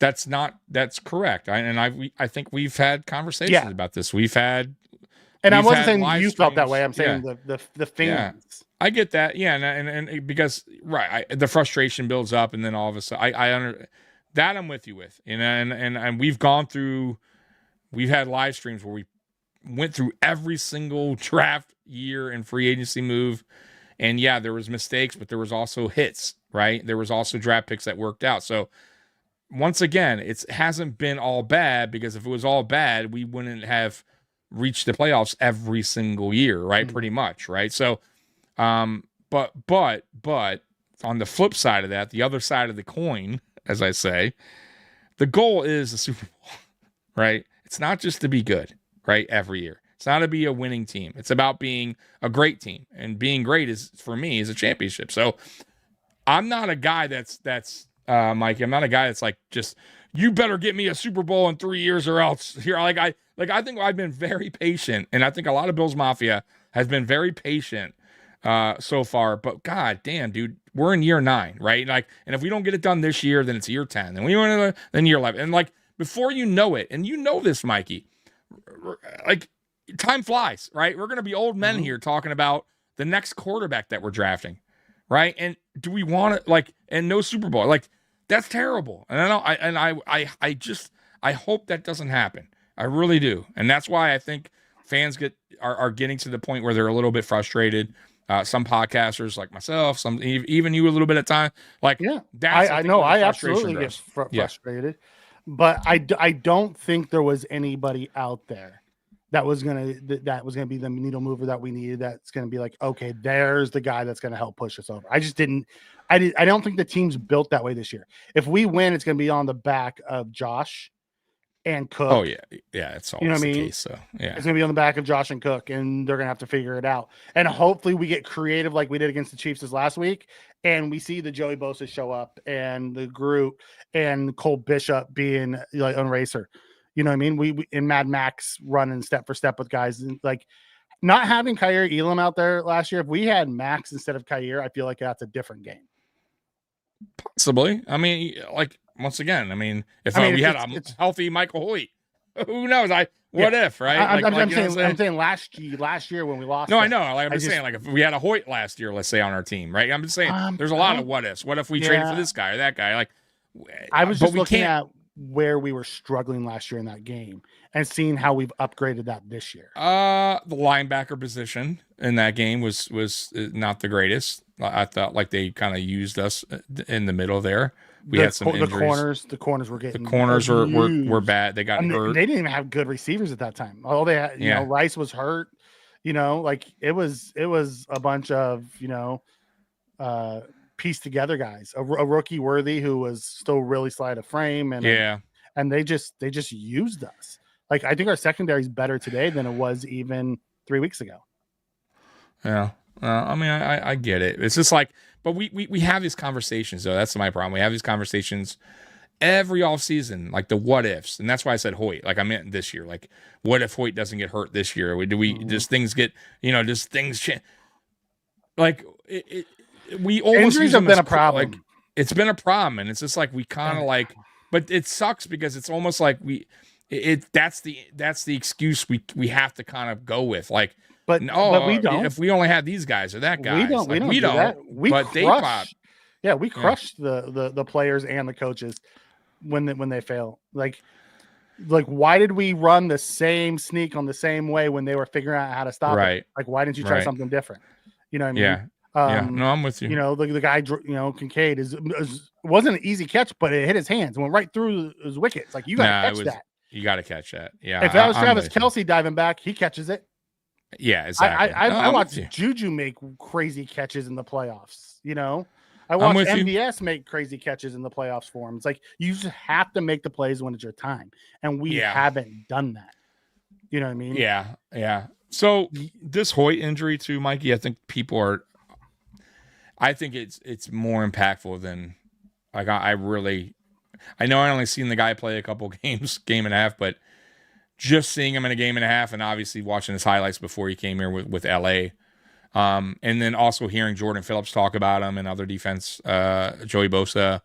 I think that's a way bigger loss than we really are thinking. Because, look, I'll say this about him. He brung something that we really weren't having, and that was true, like this aggression, this like killer instinct that remember I said earlier in the season we didn't have it. Remember, like, do we have killer instinct? Like, does this team have like players that have this killer instinct on and that's from I our felt like head coaches down. Like, but what was the first thing McDermott said after that Carolina game? Right, like killer instinct. Right, like oh wow, but guess who played that game? It was Hoyt's first game. It was against Carolina. Right, he brung something different. Jordan Phillips, like I said, said, damn, this guy's on another level, right? He's like Tasmanian Devil out there. Do we have a guy that could fill that? Just that aggression alone. Like, you know what I mean? That killer instinct, that fucking guy that's just out there just like with his head on fire. Like, who's to replace him? You know what I'm saying? Mm-hmm. Like, who's that killer? You know what I'm saying? Like, who's going to come in and be that guy, Mikey? Like, that's why my concern about that loss. That's a big loss, right? And that's why I think, like, man, like, I don't think people are talking about it enough. I'll tell you one thing. If we get the Cole Bishop that we got last week, that's the guy. Because that dude was laying the wood on everybody. He had that killer instinct. He did. I'll give you that. He was definitely the tone setter. You know what I mean? I'll give you that. I'll give you that one. He was he filled that role nicely. Yes, he did. I'll 100% give you that. But I'm talking about like on the line too, though. Like the line is getting to it. You know what I mean? Like really like being a freak out there and playing with the head on fire. But I'll give you the Bishop. You're right. He kind of. You know who I saw come in and do that after Hoyt got hurt was Solomon. Dude, he was picking dudes off left and right. Solomon had his best game that game. He had his best game. Like He did. Maybe the being around Hoyt like that, lit a fire into him because, dude, he wasn't being the guy who created the problem, but he was doing crazy things, helping other guys, and that's what you want. Yeah, he definitely played he played with a little extra oomph, right? Mm-hmm. Right. So I'm with you. Like I did see that in him, and maybe you're right. Maybe a guy. And by the way, Hoyt already got a surgery and will be, I believe, on the sidelines with the team. So that's good. So in a way, maybe he does fire up these guys, right? Even though he's not playing, but maybe he could be that guy like a Poyer, like I said, not on the field, but maybe he could still bring that to the young guys and be like, bro, get out, because man, you saw they had like a little clip of him just being on a sideline list, still like just, involved in the game, even though he's not playing. So maybe that helps. I'm just, and I would not be be surprised if he's on the sidelines in the playoffs. And it's possible, and I would, because he's already had the surgery, and that's still a few months away. He could be in a boot on the sidelines, talking with guys, getting them riled up, bringing that same energy that helped close out that game. Yeah, because once he left, we still closed out the game. We did, yeah, absolutely, we did. Yeah. John comes in and asks, out of curiosity, was being forced to do the presser. Every GM does it after the trade deadline. It's the last time they'll do it for the rest of this season. Correct, and then he'll do one after season presser. He does them all the time. Jose, I'll be perfectly honest. If the Bills aren't going to win the Super Bowl, I don't want to see them in the Super Bowl. Can you imagine if we get to the Super Bowl and we lose, the shit you're going to freaking hear about that? How they just can't close the deal. I'd rather us lose in the AFC Championship game than go to the Super Bowl and fucking lose it. I'll be perfectly honest. A Super Bowl appearance doesn't mean nothing. I'm on the fence with that. Doesn't mean nothing. I get your point, and you're right. It's still the end of the day. There's only one team that holds that Super Bowl, and participation trophy. Don't give a shit about it. Means not, doesn't mean shit. First I loser. get that. So, but I'll say this though: if it was early on, meaning year 6 or something, 5, 6, and we got there, I'd feel way more confident that we could get back again with this current coaching staff and Bean and all that. You know what I mean? Like that, I would think I would have been okay with. Now, though, year 9, and if we got in and then we didn't win, it's like, you know what I mean? Josh getting older still. Like, it makes it tougher. So I'm with you, but I would have liked at least a Super Bowl appearance already by now to kind of, at least for me as a fan, have a little bit more faith that he knows how to get there. You know what I mean? Like, we've gotten there. We're right fucking there. We've been in the Super Bowl. You know what I mean? Like, got to get back, right? But we haven't even gone. Like, that is a problem. So I kind of get the point there, but I get your point as well. Like, getting there, losing would, that fucking sucks, dude. And we know this because we've been Bills fans for a long time. So we know what losing Super Bowls all are about. Yeah, we got to get to some of these comments. We are so far behind. So, go for it. Walter says, my biggest issue with Bean is he's more reactive as a GM than a proactive GM. We've only drafted one wide receiver in the 9 years. I'm with you on that. Like, I watched freaking Franklin catch a touchdown again last night, and it hurt my soul. I watched Horton catch a couple touchdowns recently. All guys that we could have got after day 2, you know what I mean? And still didn't do it. Like, I get the frustration around the inability to continue to throw assets at the wide receiver room. For whatever reason, they felt Diggs and Davis were all they needed. I don't understand it. Yeah. I don't like their approach to the wide receiver room of just going out and getting 2s and 3s and having a bunch of them. I hate that. Yeah. I want them to take freaking shots at guys and see if they hit on one. Like, it drives me crazy. Yep. Trading for Cooper might have cost us getting a player like Watts. You're absolutely right. If we had that 3rd rounder, we may have taken doesn't one. mean they would have drafted him. There's guys that we want. Listen, Spin, I get your point, but there's guys that we want Bean to draft every fucking year that he doesn't. So who's to say who he would have drafted if he had that? He probably would have just, if he had that 3rd round pick, he probably takes Walker there rather than trading up for Walker. You're right. Yep. So we don't know. Although Walker's been a hit, He has been. Thank fucking God. I mean, honestly, in Harrison, it's too early. I'm not going to, once again, some of these guys, I've seen enough of Walker already to know that he's looking good. He's trending in the right, really, like we can kind of be confident right now and go, okay, he could be something special. But Harrison, I think it's way too early, and I'm not going to go there yet because he also is a first round pick.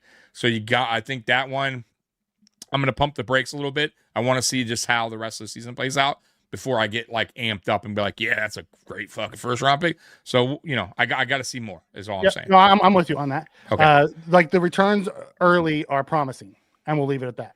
Correct. The hits after the third round are made by scouts. The misses and underperforming top 3 picks are Beans picks, and that's why we don't have enough semi-stars. If you go back and look, Steve, now have we hit on stars? Probably not yet. Like superstars, probably not yet. Right. But at the same time, he has more hits than misses in the first 3 rounds. Go look at the drafts. He has more hits than misses. Guys who have been good to above, trending up. Did he miss on Coleman? Maybe. We don't know what Coleman's going to be. It's year 2. You know what I mean? Like we thought early this year that Bishop wasn't going to be anything, and then Jordan Poyer came in next to him, and he's taken off, and he's looked real good the last few weeks, and you're starting to see him trend up. We saw Max, we've seen Groot take a step. Like the guys continue to grow. We can agree to disagree on this if you really don't like Bean's first 3, but I feel like he's hit more of those than he's missed. It's just been really public misses, like trade up misses. Traded Correct. up for Cody, traded it up for Elam. Like those ones were misses, and that's painful. Traded back for Keon rather than taking Ladd, and to get Carter, who's done nothing for us. Correct. Because they had to have the Boogie third Basham was a the bad Boogie Basham pick. over Creed Humphreys or one of those guys. Like I get where you're going with that, but there's been more hits than misses to this point. But I'll speak on that. I also agree with Mikey. So you got to count in one. Obviously, the number 1, which we all know, is Josh Allen. That was his pick. You have to add that. And you can't say it was for sure Allen was going to be who he is today. Like, that was for sure. Like, everybody knew it. Like, I don't believe that. That was still a chance that they had to take on a guy that had to do some work, right? Had to improve his game.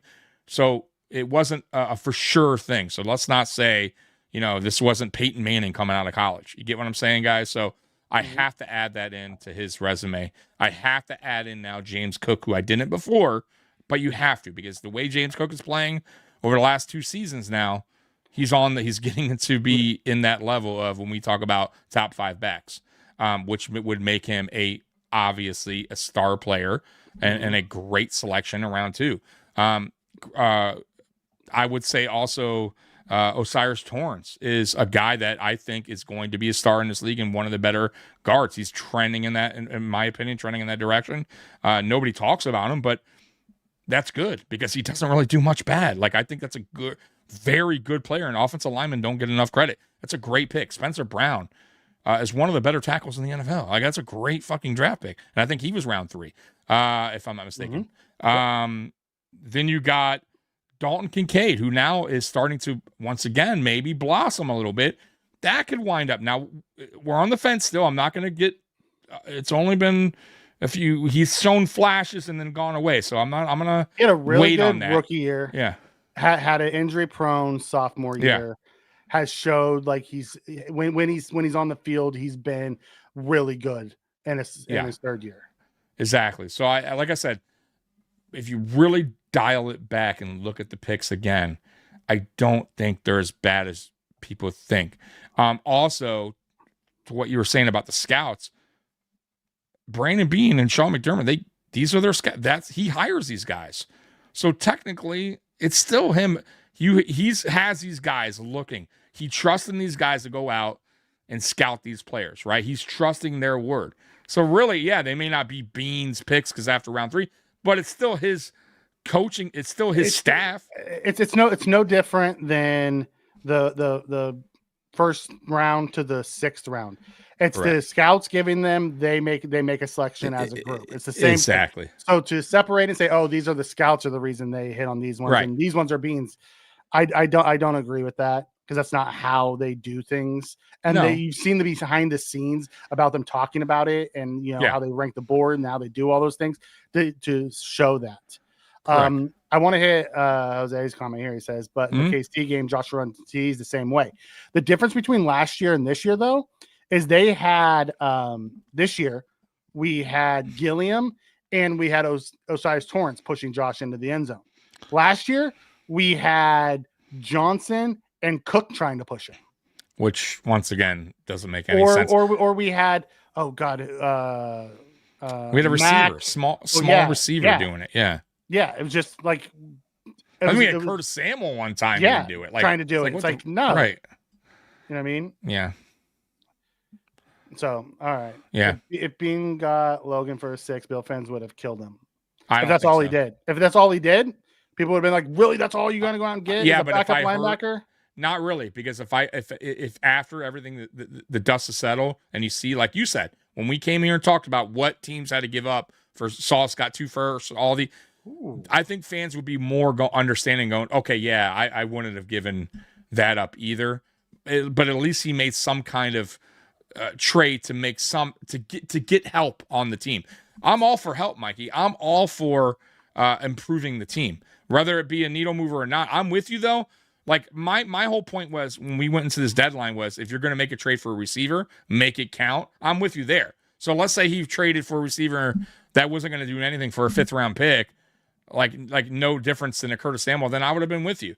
But if you went out and got a defensive player like a linebacker that provides a depth, that's a good. By the way, he's not shit. I think he was a Pro Bowler for a minute. Sure, for a 7th round pick, that's nothing. Of course, I would have no problem with that. 0. So yeah, I mean, it all depends what you gave up. But bro, Mikey, come on, 6th round, 7th round, we have a gazillion picks every year. It doesn't hurt. I didn't care that they didn't go out and get Logan Wilson. I didn't see how he fit. I don't care. I'm not saying. I'm just saying. He wanted to play too, and he would come here and been a backup. So I get what you're saying, but I'm not just. It's not about Logan Wilson. I'm talking about in general. Just in general. I have no like. And by the way, these are just players that been traded. We have no idea about players that were called about. Yeah. That he could have made. We have no idea. I'm just throwing that out there too. I want to hit Big Papa Bill's comment. It says we don't have any dog size Ed and Hoyt. That is so wrong. On our defensive line, you're trying to tell me Bosa and Rousseau and Walker aren't dogs? Are you talking about I beg to differ on that. Well, yeah, dogs, they're dogs. Are you talking about what we were talking about earlier about, a guy that has a killer instinct playing with his hair on fire? I think I agree with that part. You know what I mean? Those guys, Bosa's the quiet type. You know what I mean? We don't have a Hoyt's just a wild man. You know what I mean? Ed Oliver is like a Phillips, but way, way better, right? Like Phillips is the guy, right, who gets the fans pumped up, and he obviously he's old, so he doesn't play with his hair on fire anymore. But you get where I'm going. We don't have many of that. Like that, I think is now on the sideline. Yeah, unfortunately, Okay, sure. If lowered expectations were in the last 8 years of Ben drafting, we should have hit 1 semi-star in the first 3 rounds. If we had an elite GM, we'd have 8 by now. Okay, we want to talk about semi-stars. Okay, let's talk about James Cook, 2nd round. Let's talk about Spencer Brown, 3rd round. Let's, both of those guys are considered top 5 at their position. Absolutely. So how, and to say you should have 8 in 8 years, no team hits that well. Yeah, that's true, Steve. They're going to have some setbacks, some bad draft picks. And you're going to have guys who are going to continue to grow. We don't know what Torrance is going to grow into. If Torrance continues his rise, correct, he'll be one of those. You know what I mean? Like Edmonds was a semi-star. Allen's been a star. You know what I mean? Who knows what Max is going to be? We don't know if Keon's going to, finally break out 1 year and figure it out. I don't think he fits this system, so I don't think it's going to happen here. You know what I mean? So, I mean, there's a lot of things like that. I mean, you can hate on it and feel how you want to feel and fan how you want to fan, and that's fantastic. Yeah. We also draft late at the end of each round, which, Philadelphia, if you look at their picks, a lot of their really like stars, they were drafting early rounds. So it's not like they were just, getting guys in the 30th spot, at each round and getting like just there are superstars. There are superstars. No, you can. I'm not saying you can't. I'm just saying though the majority of teams with these really, really good players, the majority are top 15, top 20. they're in that range. Now, I'm not saying you can't get shit. There's Puka Nacua went in the 6th round. I'm not saying that there's not guys that you can get later, but the higher percent chance of getting an all-pro or a great player is going to land in that top 20. I'm just saying that's why they land there for a reason. Not saying you can't get one later, but your chances kind of decrease. You get what I'm saying? So No, I don't think he's done a poor job at all. I think he's done good. But I do think that he could have done better, and he also could have been more aggressive in some of these drafts, in my opinion. Okay. Walter comes in and says, not trading for DK Metcalf pissed me off. Is exactly what this team needs. That you're assuming that we would run an offense like we used to. I don't think DK fits this offense the way we run it today.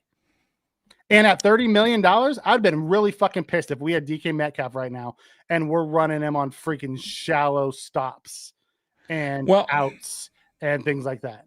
So if they went, and I'm with you, Mikey, but if they made that signing, I don't think they continue the offense.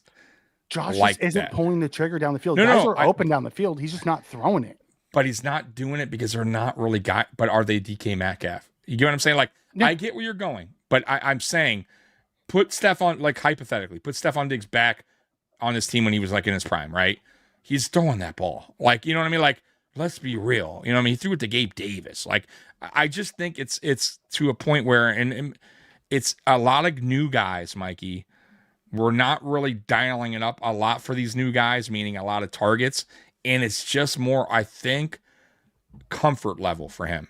You get what I'm saying? Like, he's not going to give the Elijah Moore, even though he might be open. Like, he hasn't thrown a lot to him, so I don't know if he's comfortable with it yet. You know what I mean? Like, it's different. So if we got, let's say, a DK, right? I'm just throwing this out there. Let's say we did that. They had all the time to practice in the offseason and preseason, like, whatever. Like, they would have probably built a relationship by now, chemistry. And Josh going, that motherfucker, yeah, he's a beast. I'm going to throw his. Like, you know what I mean? Like, so, and I don't think Brady would have been like, if they sign him, be like, no, we're going to, you know what I mean? So, I don't think it's, again, I'm going back to, I don't think it's Brady. I think Brady's running what McDermott wants. And I truly believe McDermott wants the run game the way he wants the run game because he wants to protect his defense. I'm with you. I'm just saying if they made that signing, I don't think that they all of a sudden just go, because they don't make the signing then. They wouldn't, my point is, they wouldn't make the sign.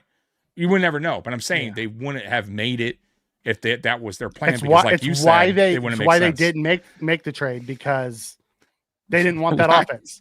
Correct. That's what I'm saying. So maybe that would have never happened. But if they did, my point is they would have changed the offense for DK Metcalf. You know what I mean? Well, then he would have been a waste of money.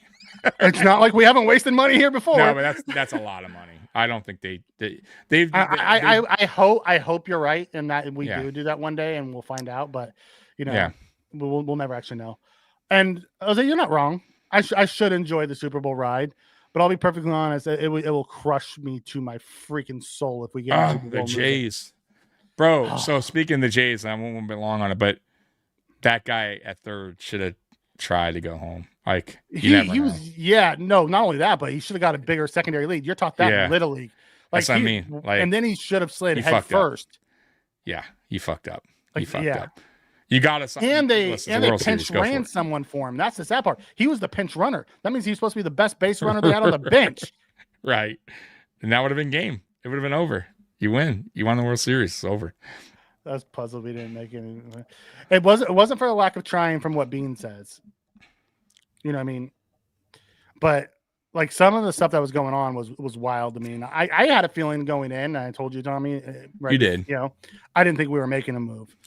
And I'm glad the deadline's over, and this will be the last time we talk about it for the rest of the year. Yeah, it'll be the last time. And we can move on. Move on to better things, hopefully. Yeah. Maybe it's because I love to gamble. I just don't see why Bean didn't, take a damn swing if he misses. I say that in general, Joey. That's my only problem with, but that I think that's my point. It wasn't Mikey's right. Maybe this wasn't the time to do a trade, and it just wasn't, it just wasn't meant to be, and who knows? But I think my frustration built up, not so much that it just didn't happen, just so much that I feel like he hasn't really done that often. And as a GM in year 9 is my point. once again, I get it, Mikey. If you're year 3 in, year 4 in, year 5 even, like, hey, stay the course. You know what I mean? You have a plan. I get that. But goddamn, dude, we're year 9 and we haven't even gone to a Super Bowl. It's time to kind of think outside the box and start doing things that make you a little bit uncomfortable. Just that's what Roseman said, and I appreciate that. You know, that he said, hey, sometimes you got to do that stuff. You know, and like we don't have a front office that will do that. We don't, and it's just that's my frustration, Mike. You get what I'm saying? I've always understood your frustration. Okay. I just don't want you to get your hopes up that's going to change. That's all I'm trying to get to you. Yeah, I get that. Because it's going to crush you every time because that's not who they are. I know. It's sad. Sal says we should have gone to the Super Bowl. Don't blame McDean. We couldn't hold a 13-second lead. Now, I will blame McDermott and I will blame Levi Wallace. McDermott for not going. You do not play that far outside to give up that much room with 3 timeouts. I'm sorry, you just don't. Yeah. Levi's the Scott Norwood of this Fuck Levi Wallace. And I'm with you, by the way. I still, even though I'm mad at Bean, I get frustrated. I still haven't totally locked the door on him. I still think he's a pretty good GM. I still appreciate what he's done. I still think he's, he hasn't been all bad, but it's frustrating. That's all, guys, but you're right. 100%. That does not, Bean supplies the product. He supplies the ingredients. He supplies the ingredients that's requested from McDermott. Correct. That's exactly requested from the chef, which is McDermott, who has to put it together because that's what the coaches do, and then make it work. That's what they want, right? You like my point was the whole everybody eats thing, right? McDermott wanted that, and Brady. This is what you asked for, right? McBean didn't say, make it work, guys. Right, I'm gonna do this, and this is what you're doing. It's the opposite way, guys. McDermott and Brady go, Bean, this is our plan. This is what we want. We don't need all pro. Don't go out and draft up a trade up for a receiver 1. Concentrate on the defense. Just bring us some decent quality guys here, a couple 2s and 3s, because we think what we Josh have will make him better. Josh will make him better. Yeah, we got this plan all sorted out. Like, so you can't really blame Bean on that. He got their ingredients, and it's up to them to make it work. Mm-hmm. And that's why I'm more on the whole. I just don't trust McDermott more than. And I think you would see a different Bean if he had a different head coach. I really do. Absolutely. And if Bean was canned, just like if McDermott was canned, they would have a job, immediately. That right away. Immediately. Joey Hamilton says almost feels like we're in a soft rebuild. Yeah, we're in year 2 of it, of the shuffle. We overachieved in year 1 and got to the AFC Championship game, which changed the timeline for fans. Didn't change the timeline in the building for fans because we got to the AFC Championship game last year. We wanted us to push the chips in. They're still rebuilding that defense. We're not even done rebuilding. You're going to see an offseason full of more young defensive players coming in next year. Just be prepared for it.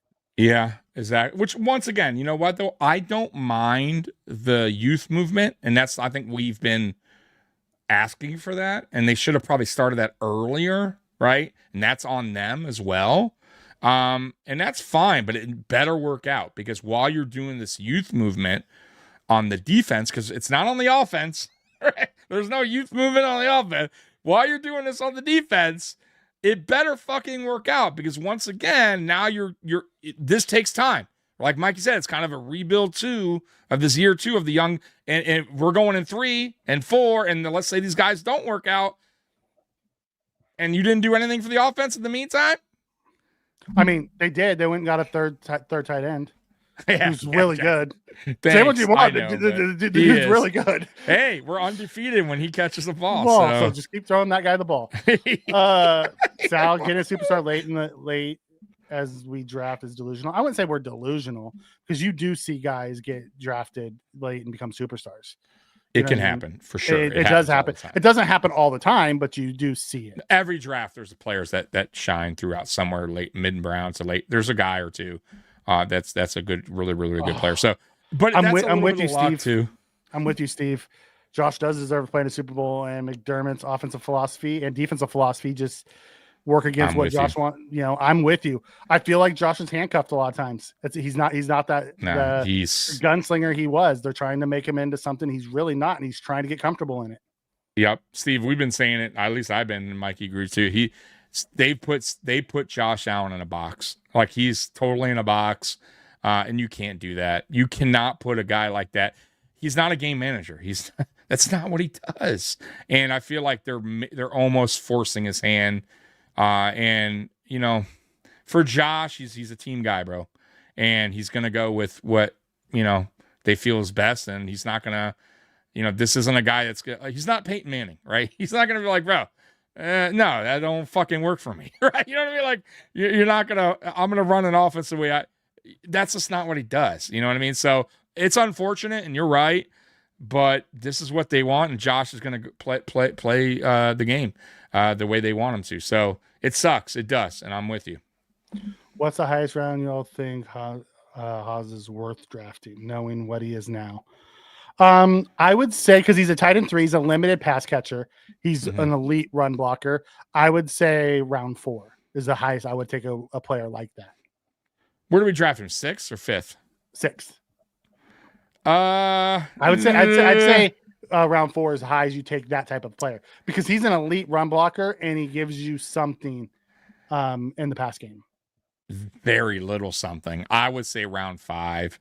I mean, I got to see that. Listen, it's depends early. where you were drafted. If it's Bills drafting late, 4.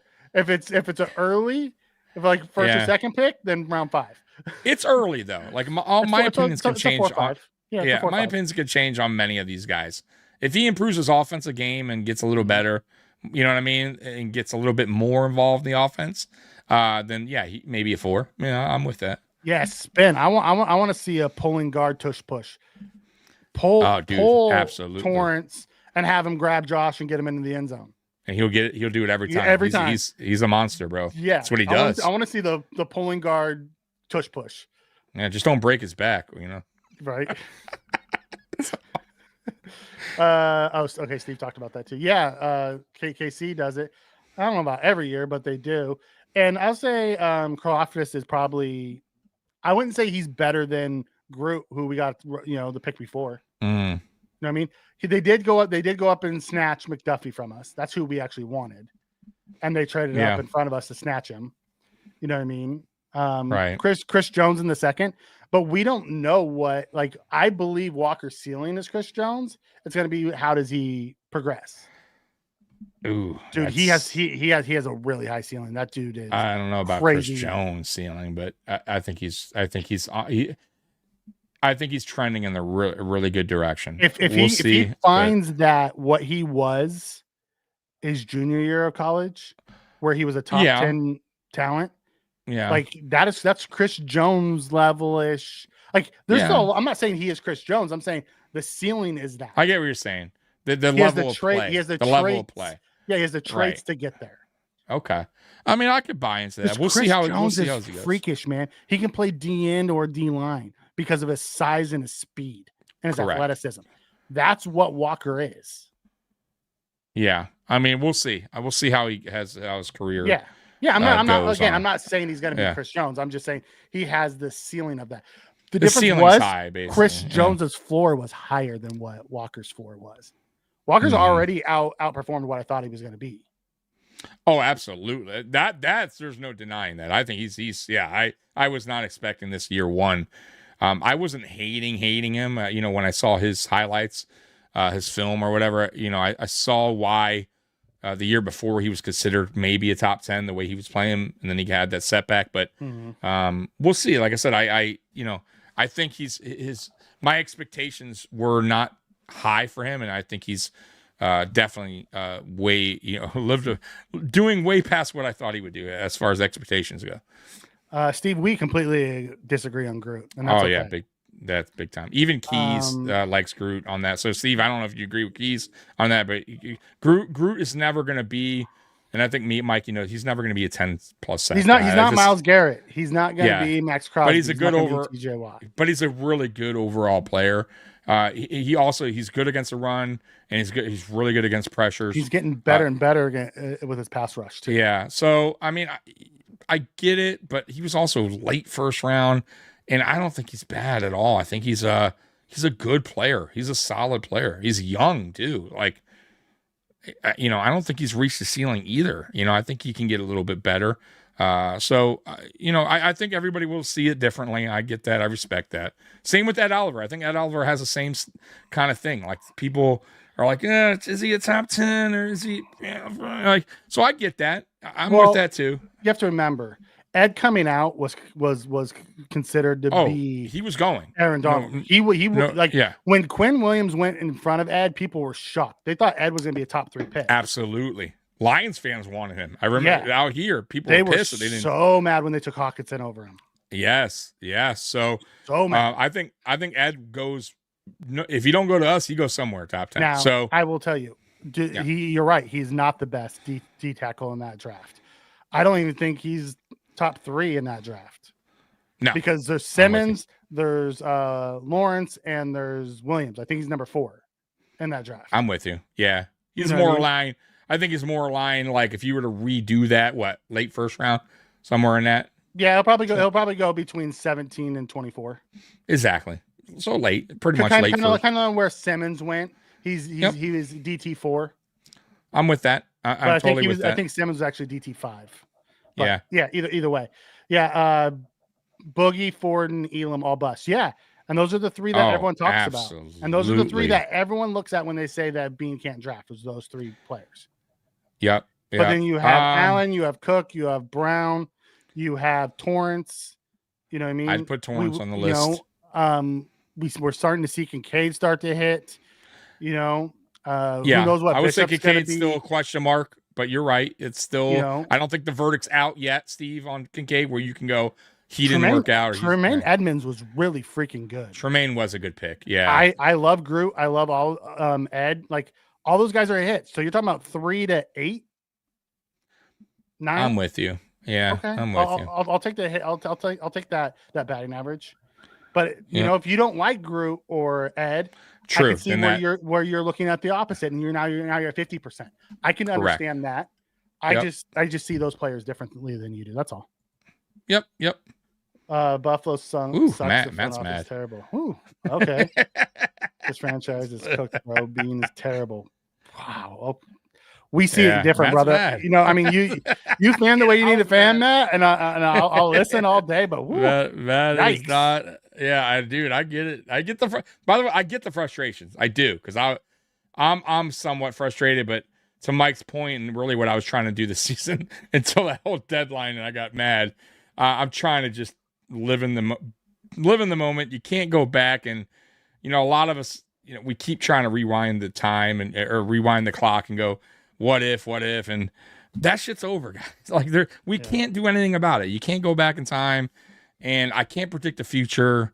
Right now we can really just concentrate on the now, right? I know it sucks, and the reality maybe to some of us is like, yeah, but the now is not going to lead us anywhere, and it's going to be the same results. I get that. I totally am with you guys, but I think my approach this season, I'm going to try my best, and is just, we're in week 10, man. Let's just go with it and hope for the best. I mean, because once again, we get to sit here and just complain and worry about, bitch about the past and worry about the future, and it means nothing. We're week 10 in. We're still in the regular season. Go ahead, Mike. Do you work tonight? I do. We're about to get off. Okay. So then we're gonna have to stop here, and we are so far behind. I'm sorry, everybody. Yeah, go ahead. We gotta get to our picks and our X factors. Yeah. So, guys, sorry if we can get to some of you guys. Normally we're on 9 to 11, but I got work. I got to get out of here soon. And I'll be honest, Sweat. God, that would have been great, but we all know that's not a Sean McDermott type of defensive lineman. Man, if we could have put Sweat and Walker on the field together, my dreams would have come true. Absolutely. Now that's the type of guy I'm talking about. And I would have given up a second round pick for Sweat. Yep. I absolutely would have. Yep. Like, that would have been beautiful. So I had something planned, but we're going to do it Monday, which is the midseason grades, but we don't have time now. So we'll get to that Monday. So let's go ahead and get to the X factors and go ahead and get the score predictions. And I'm sorry if we didn't get to some of your chats. Sal, Andy Reid also had to switch teams before he got there and won it. So. Andy Reid actually took a long time to win a Super Bowl, but he had also had to switch teams. Yeah, switch. He got the one and lost, but when he had to switch teams, actually win. Yeah. And it happens, but I just don't know if. But but to Andy Reid and McDermott, they're way different. Yeah. Well, one's an offensive genius and is always considered an offensive genius, and one is correct. A good defensive guy. Right. Big difference. So I see why they had the faith in him in Philly for so long, and then obviously Kansas City he sealed the deal and Jesus hooked up Joe. What are you smoking, up, brother? Or maybe the other He's smoking that 2.5. No, you guys will score more than 3 points, to be honest with you. No, he said it's 45 Dolphins. No, I know, but he says or maybe the other way around. Okay. I just saw the first part of that. I was like, whoa. I don't see that. We tend to give up points. We also, surprise, surprise, we have more injuries on the defensive line. Yeah. So and there's players. Vanessa hit Pat so hard he concussed himself. Yeah, I know. What the fuck? All right, let's get to this. I got to get out of here. Let's get to the X factors and score prediction. I actually have it 31-24. 31-24, but kind of close. Jeez. All right. Is that close? I mean, kind of. Oh shoot! Did we get to this one? Super chat real quick. Yes. We did. Okay. Yes. All right. Sorry, guys. All right. So I got it. Yeah, that's kind of. I mean, closer than I would like. Well, I mean, you can tell me you don't see them keeping Tua in the whole game and trying to get garbage time touchdowns. They always do that. No, I'm not saying that. It's just once again, it's like we should. This team is like totally. They just got rid of some players. Like they're just in really a fucked up place. So we should. I mean, technically, is that new? That's new. That's okay. New. Just came in. Give me 1 second. Yeah, let me Thank hit that. you very much.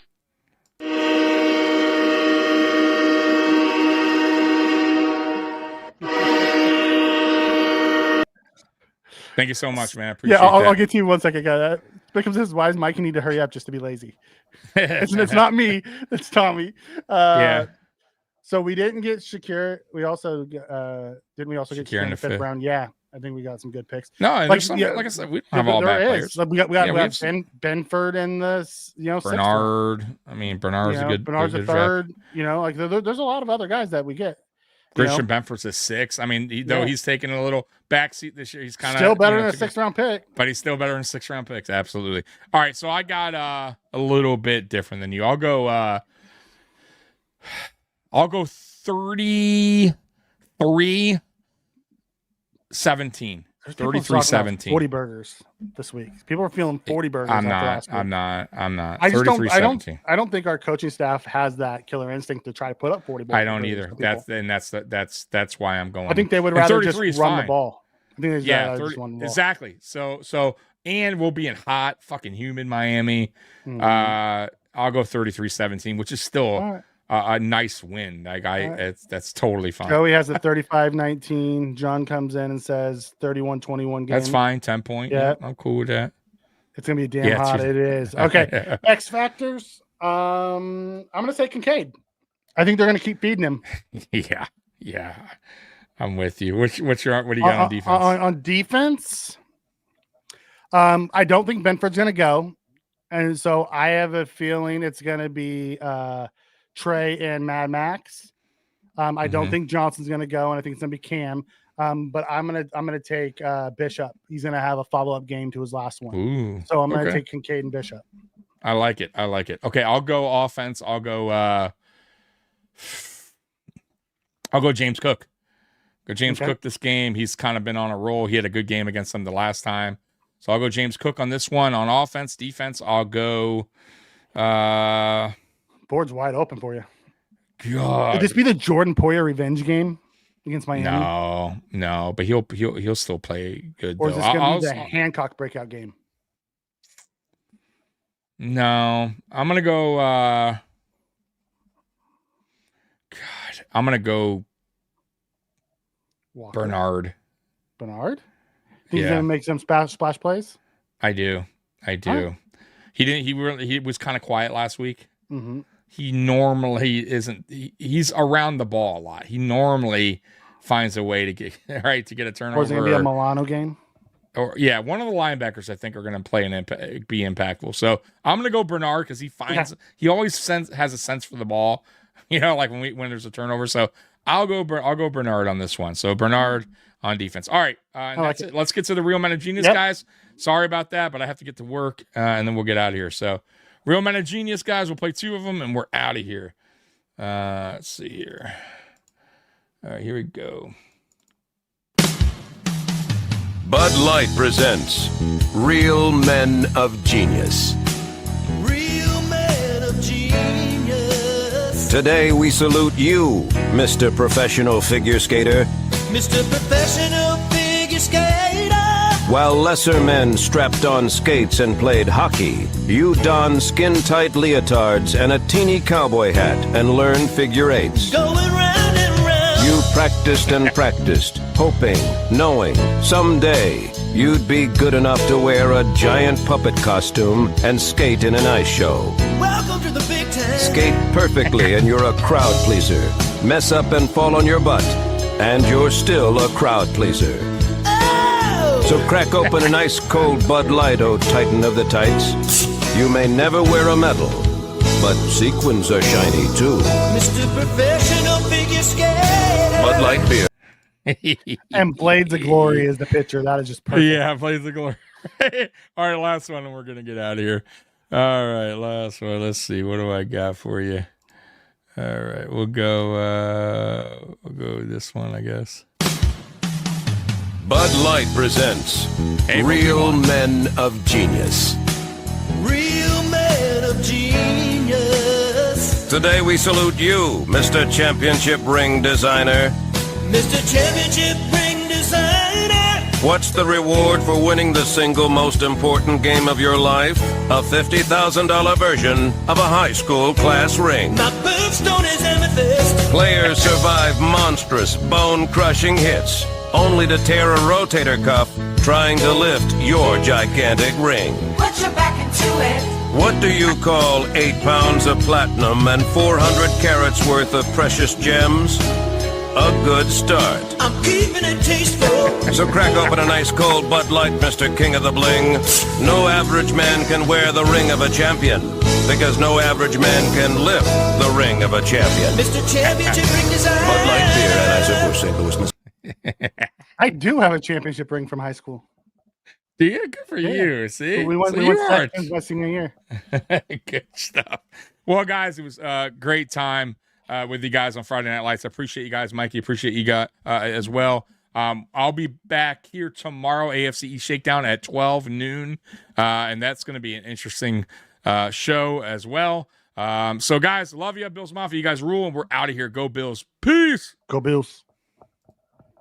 Just let your soul go. Just let it shine through. Just let your